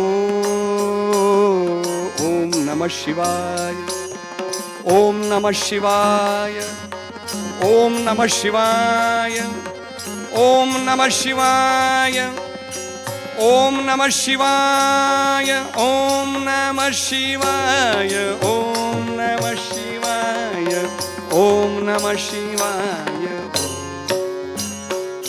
नमः पार्वती पते हर हर महादेव. भगवान शंकरांनी दृष्टांत दिला.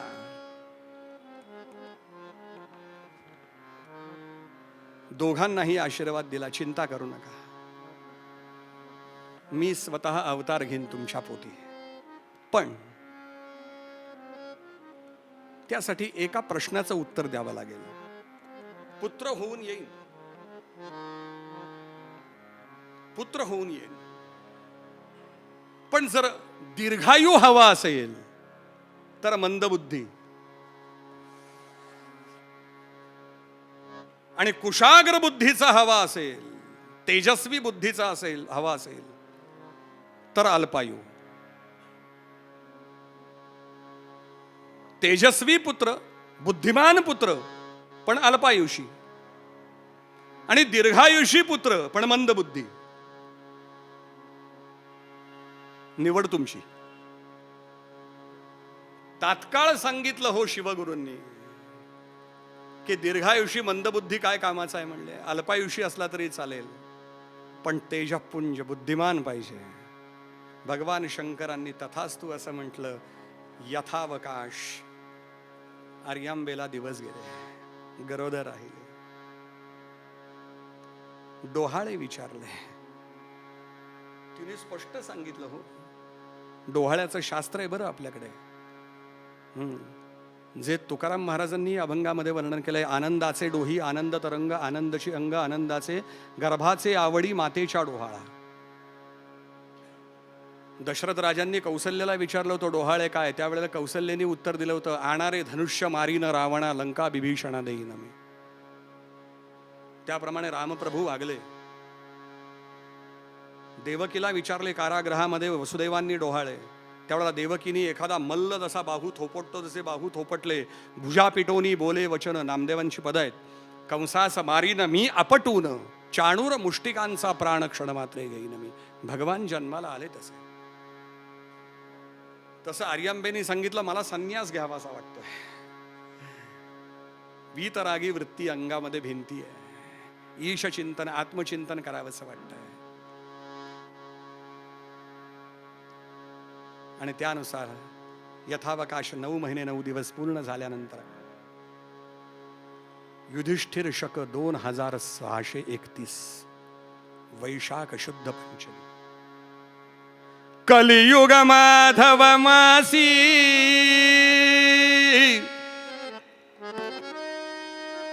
कलियुग माधव मासी, संवत्सर विभव शुद्ध पंचमीला.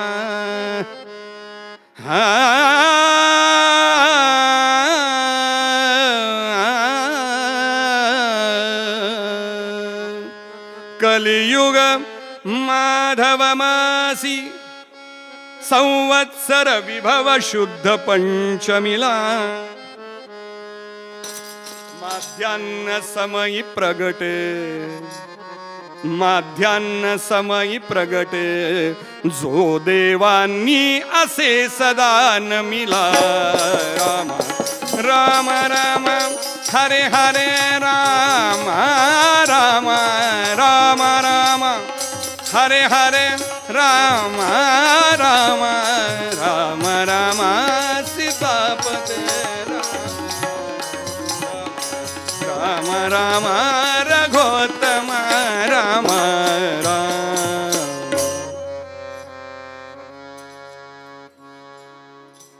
या कलियुगातला हा भगवंताचा अवतार साक्षात शिवशंकर आर्यांबेच्या पोटी जन्माला आले. वैशाख शुद्ध पंचमी, अर्थात आचार्यांच्या जन्मसमयाबद्दल अनेक वाद आहेत, अनेक प्रवाद आहेत, अनेक मतमतांतर आहेत. स्थल निश्चिती आहे, काल निश्चिती नाही. दिसामासाने शंकर मोठा व्हायला लागला. पाळण्यातलं नाव गजानन असं ठेवलं बरं, पण शिवशंकरांचा अवतार म्हणून शंकर हे नाव रूढ झालं. शंकर हे नाव रूढ झालं. की दशेची वाट न पाहता, की वयसेची या गावा न जाता, बालपणीच सर्वज्ञता वरी तयाते. अशी ही शंकराची प्रगल्भ बुद्धी होती. येतानाच घेऊन आलेले होते सगळं.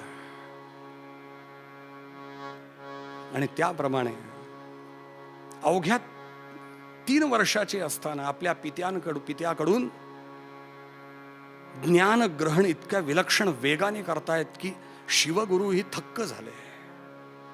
वयाच्या 3ऱ्या वर्षी चूडाकर्म संस्कार झाला, पण त्या 3ऱ्या वयापर्यंतच आचार्यांची बुद्धिमत्ता इतकी विलक्षण होती.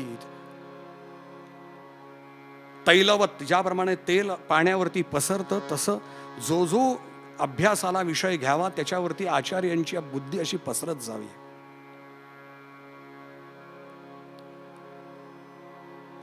मौंजी बंधन होण्याच्या आधीच शिवगुरूंचा अंतकाळ जवळ आला. शिवगुरु निवर्तले. बालवयातच आचार्यांवरती जबाबदारी आली. आर्यांबा खिन्न झालेली की आता पुढं माझं कसं होणार. पण शंकरासारखा पुत्र, चहू मुलखामध्ये शंकराच्या बुद्धिमत्तेचा जो जो विलक्षण असा दरारा निर्माण झाला. मातेने 5व्या वर्षी शंकराचं मौंजी बंधन केलं आणि वेदपाठ शाळेमध्ये शंकराला दाखल केला. आणि याच बुद्धिमत्तेच्या जोरावरती गुरुजनांनी जे जे शिकवावं ते ते सगळं ग्रहण करावं. सर्व शास्त्र साकल्याने अभ्यासली. वेद, शास्त्र, उपनिषद, अरण्यक, ज्योतिष, निघंटू, एकही विषय असा ठेवला नाही की तो अभ्यासाचा शिल्लक राहिला आहे. गुरुजन सांगायचे एक वेळ अशी आली की इतर मुलांना 6 पाठ देण्यासाठी शंकराला सांगायचंय.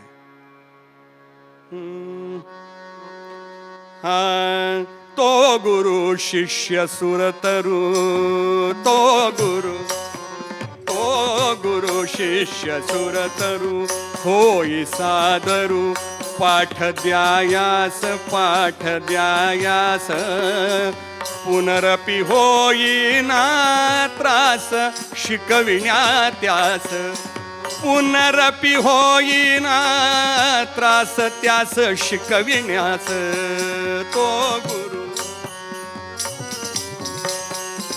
तो गुरु शिष्य सुरतरू, होई सादरू पाठ द्यायास, पाठ द्यायास. पुनरपि होईना त्रास शिकविण्यात्यास, पुनरपि होईना त्रास शिकविण्यात्यास. या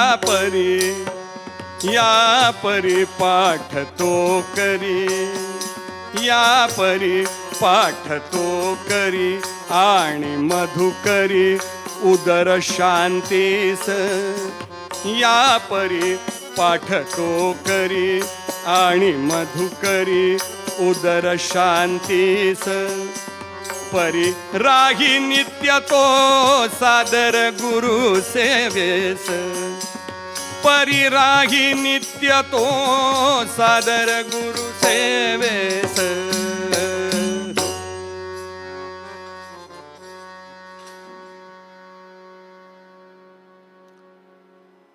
अशी कुठलीच वेळ आली नाही की शंकराला एकदा दिलेला पाठ परत शिकवावा लागला आहे. कधीच अशी वेळ नाही आली. प्रसंग एक असा आला, आपल्या इतर 6 अध्यायींना बरोबर घेऊन शंकर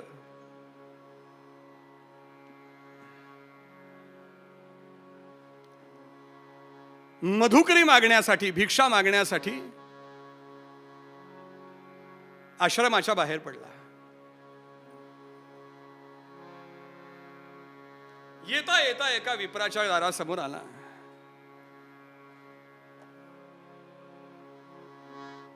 आणि गर्जना केली, ओम भवती भिक्षां देही.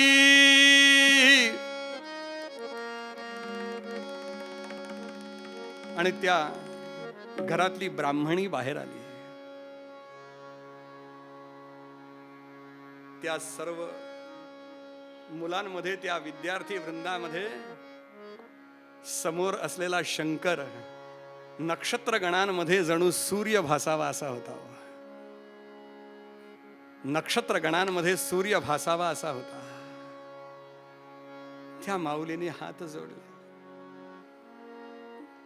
घळघळ डोळ्यातनं अश्रू वाहत आहेत. तू कश्यपात मज दुजा मज वाटतोस. तू कश्यपात मज दुजा मज वाटतोस. लज्जित हे करील तेज तुझे रवीस. पायी तुझ्या शरण मी गुरुराज राया. पायी तुझ्या शरण मी गुरुराज राया.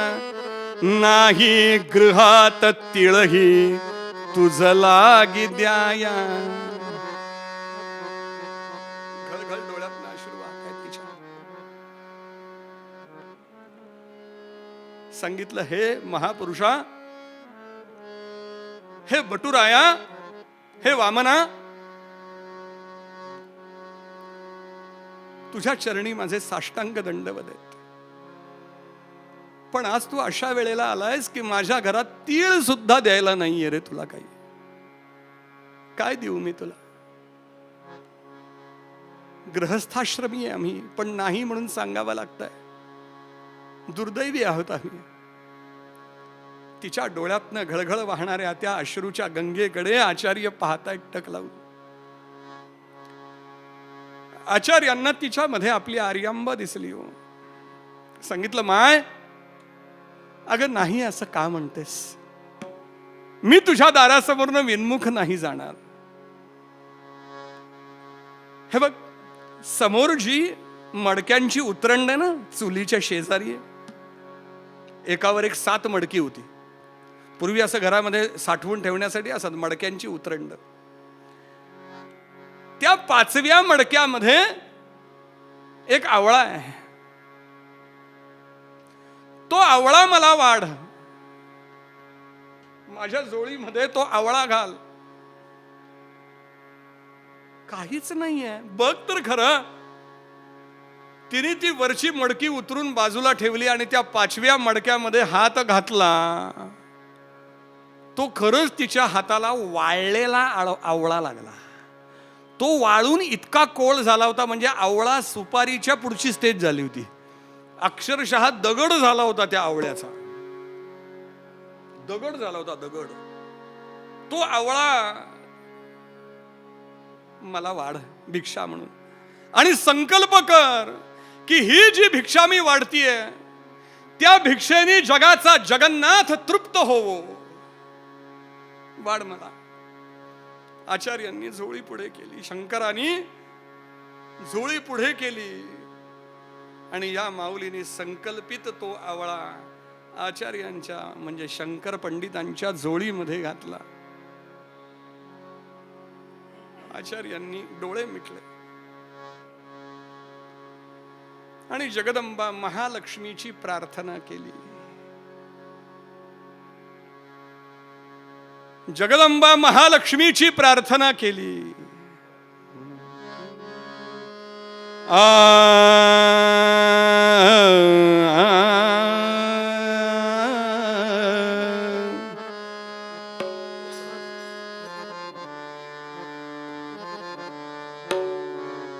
भाग्यद लक्ष्मी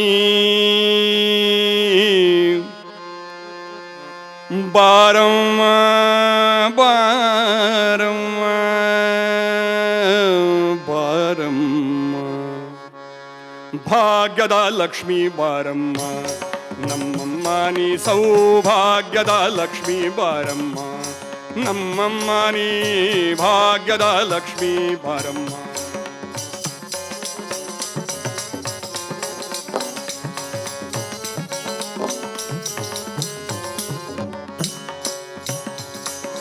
ಹೆಜ್ಜೆ ಕಾಲಗಳ ಧ್ವನಿಯ ತೋರುತ್ತಾ ಗೆಜ್ಜೆಯ ಮೇಲೊನ್ ಗೆಜ್ಜೆಯ ನಿಕ್ಕುತ್ತ ಹೆಜ್ಜೆ ಕಾಲಗಳ ಧ್ವನಿಯ ತೋರುತ್ತಾ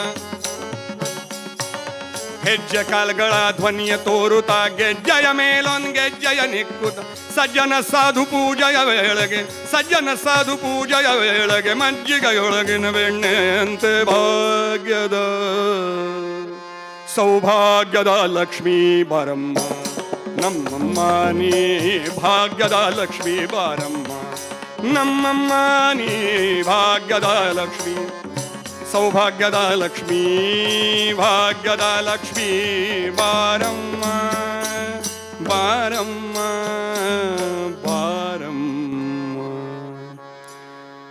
ಭಗವತಿ ಮಹಾಲಕ್ಷ್ಮೀ ಮಾತಾ ಕೀ ಜಯ.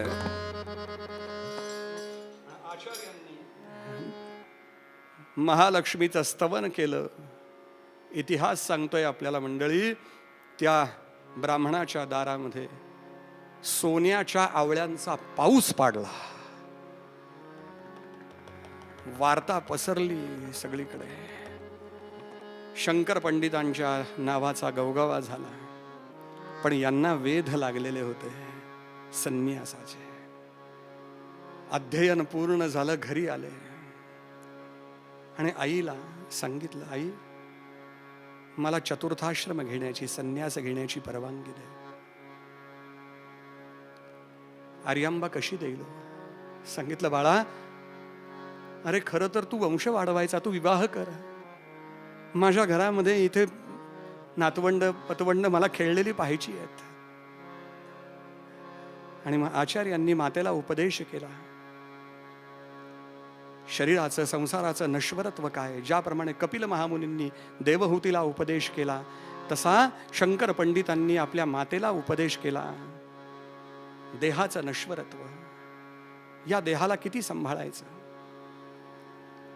थांब म्हणले, जरा इतक्यात घाई करू नको, मला असं नाही उपयोगाचं, मला तू समोर पाहिजेस. आणि गुपचूप आर्यांबेनी ज्योतिषांना पत्रिका दाखवली शंकराची. आणि त्यावेळेला नामांकित ज्योतिषांनी सांगितले का हा मुलगा अल्पायू आहे, जास्तीत जास्त याचं आयुष्य 30, 32, 35 पुढे नाहीच. पहाड कोसळला, आर्यांबेच्या मस्तकावर पहाड कोसळलं. मी आता नाहीच जाऊ देणार, माझ्या नजरेसमोर तू पाहिजेस, माझ्या नजरेसमोर पाहिजेस. आणि एक दिवस खेळायला, लीला करायला आचार्य नदीवरती गेले, पूर्णा नदीवरती. आणि खेळता खेळता, अर्थात ही सगळी त्यांचीच लीला, आरडाओरडा केला, रडायला लागले, ओरडायला लागले की नकरानी माझा पाय पकडलेला आहे. मायेचा तो नकर निर्मिला, मायेचा तो नकर निर्मिला, त्या मुखी आपुला पाय धरविला, त्या मुखी आपुला पाय धरविला. उच्चरवे तो मुलास बदला, संकट दिसते अवघड मजला. प्रसंग सांगा मम मातेला, प्रणाम माझा कळवा तिजला. प्रणाम माझा कळवा तिजला, प्रणाम माझा कळवा तिजला.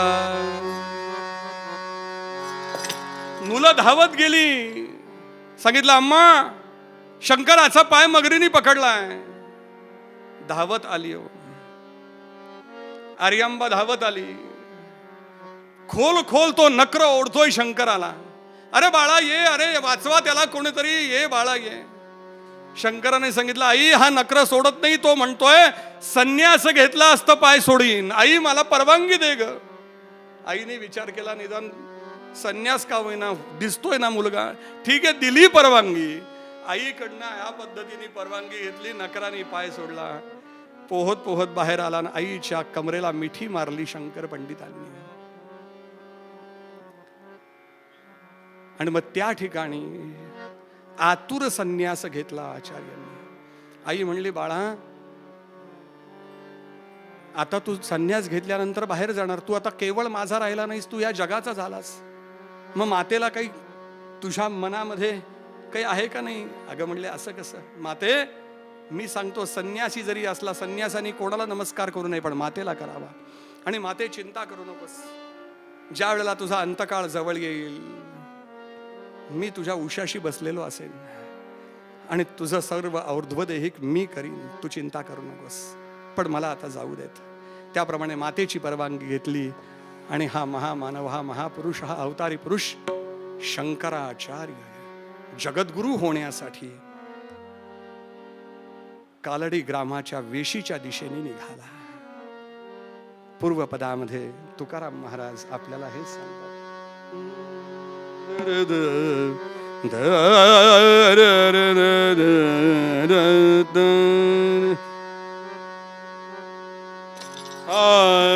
आपुला आपुले घेता जो असे जागता, आपुले घेता जो असे जागता, धन्य माता पिता तयाची, धन्य माता पिता तयाची, तयाची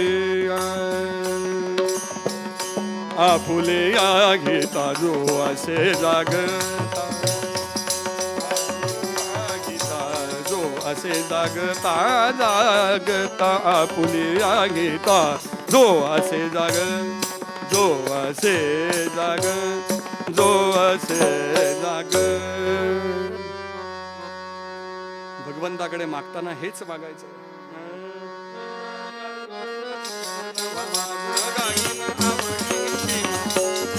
नलगे मुक्ती धन संपदा संत संग दे सदा, तुका म्हणे गर्भ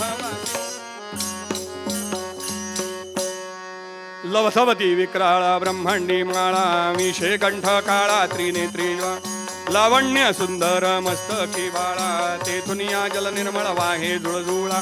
जय देव जय देव जय श्री शंकरा, आरती ओवाळू तुझ कर्पूर गौरा. जय देव जय देव गोळा भोळा नयनी विशाळा, अर्धांगी पार्वती सुमनांच्या माळा, विभूतीचे उधळण शितिकंठ निळा, ऐसा शंकर शोभे उमा वेल्हाळा. जय देव जय श्री शंकरा, आरती ओवाळू तुझ कर्पूर गौरा. जय देव जय देवी दैत्य सागर मंथन पै केले, त्या माझी अवचित हलाहल जे उठले, ते त्वा असुरपणे प्राशन नीलकंठ नाम प्रसिद्ध झाले. जय देव जय श्री शंकरा, आरती ओवाळू तुझ कर्पूर गौरा. जय देव जय व्याघ्रांबर फणीवर धर सुंदर मदनारी, पंचानन मनमोहन मुनिजन सुखकारी, शतकोटीचे बीज वाचे उच्चारी, रघुकुल तिलक रामदास अंतरी. जय देव जय श्री शंकरा, आरती ओवाळू तुझ कर्पूर गौरा. जय देव जय घालीन लोटांगण वंदीन चरण, डोळ्यार पाहिन रूप तुझे,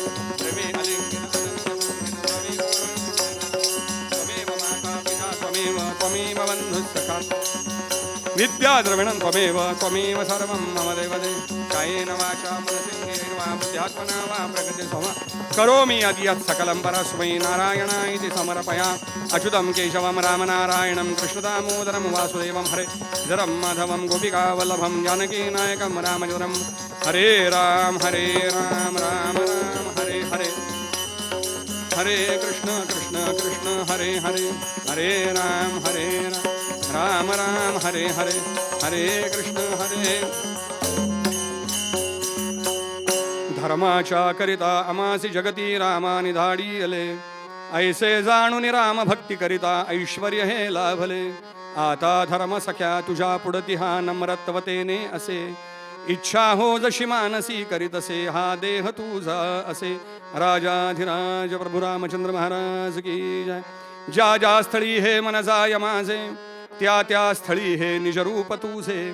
मी ठेवितो मस्तक ज्या ठिकाणी, तेथे तुझे सद्गुरु पाय दोनी. सद्गुरुनाथ महाराज की जय. श्रीमदाद्य जगद्गुरु शंकराचार्य महाराज की जय. सनातन वैदिक धर्म की जय. भारत माता की जय. गो माता की जय. जय जय रघुवीर समर्थ.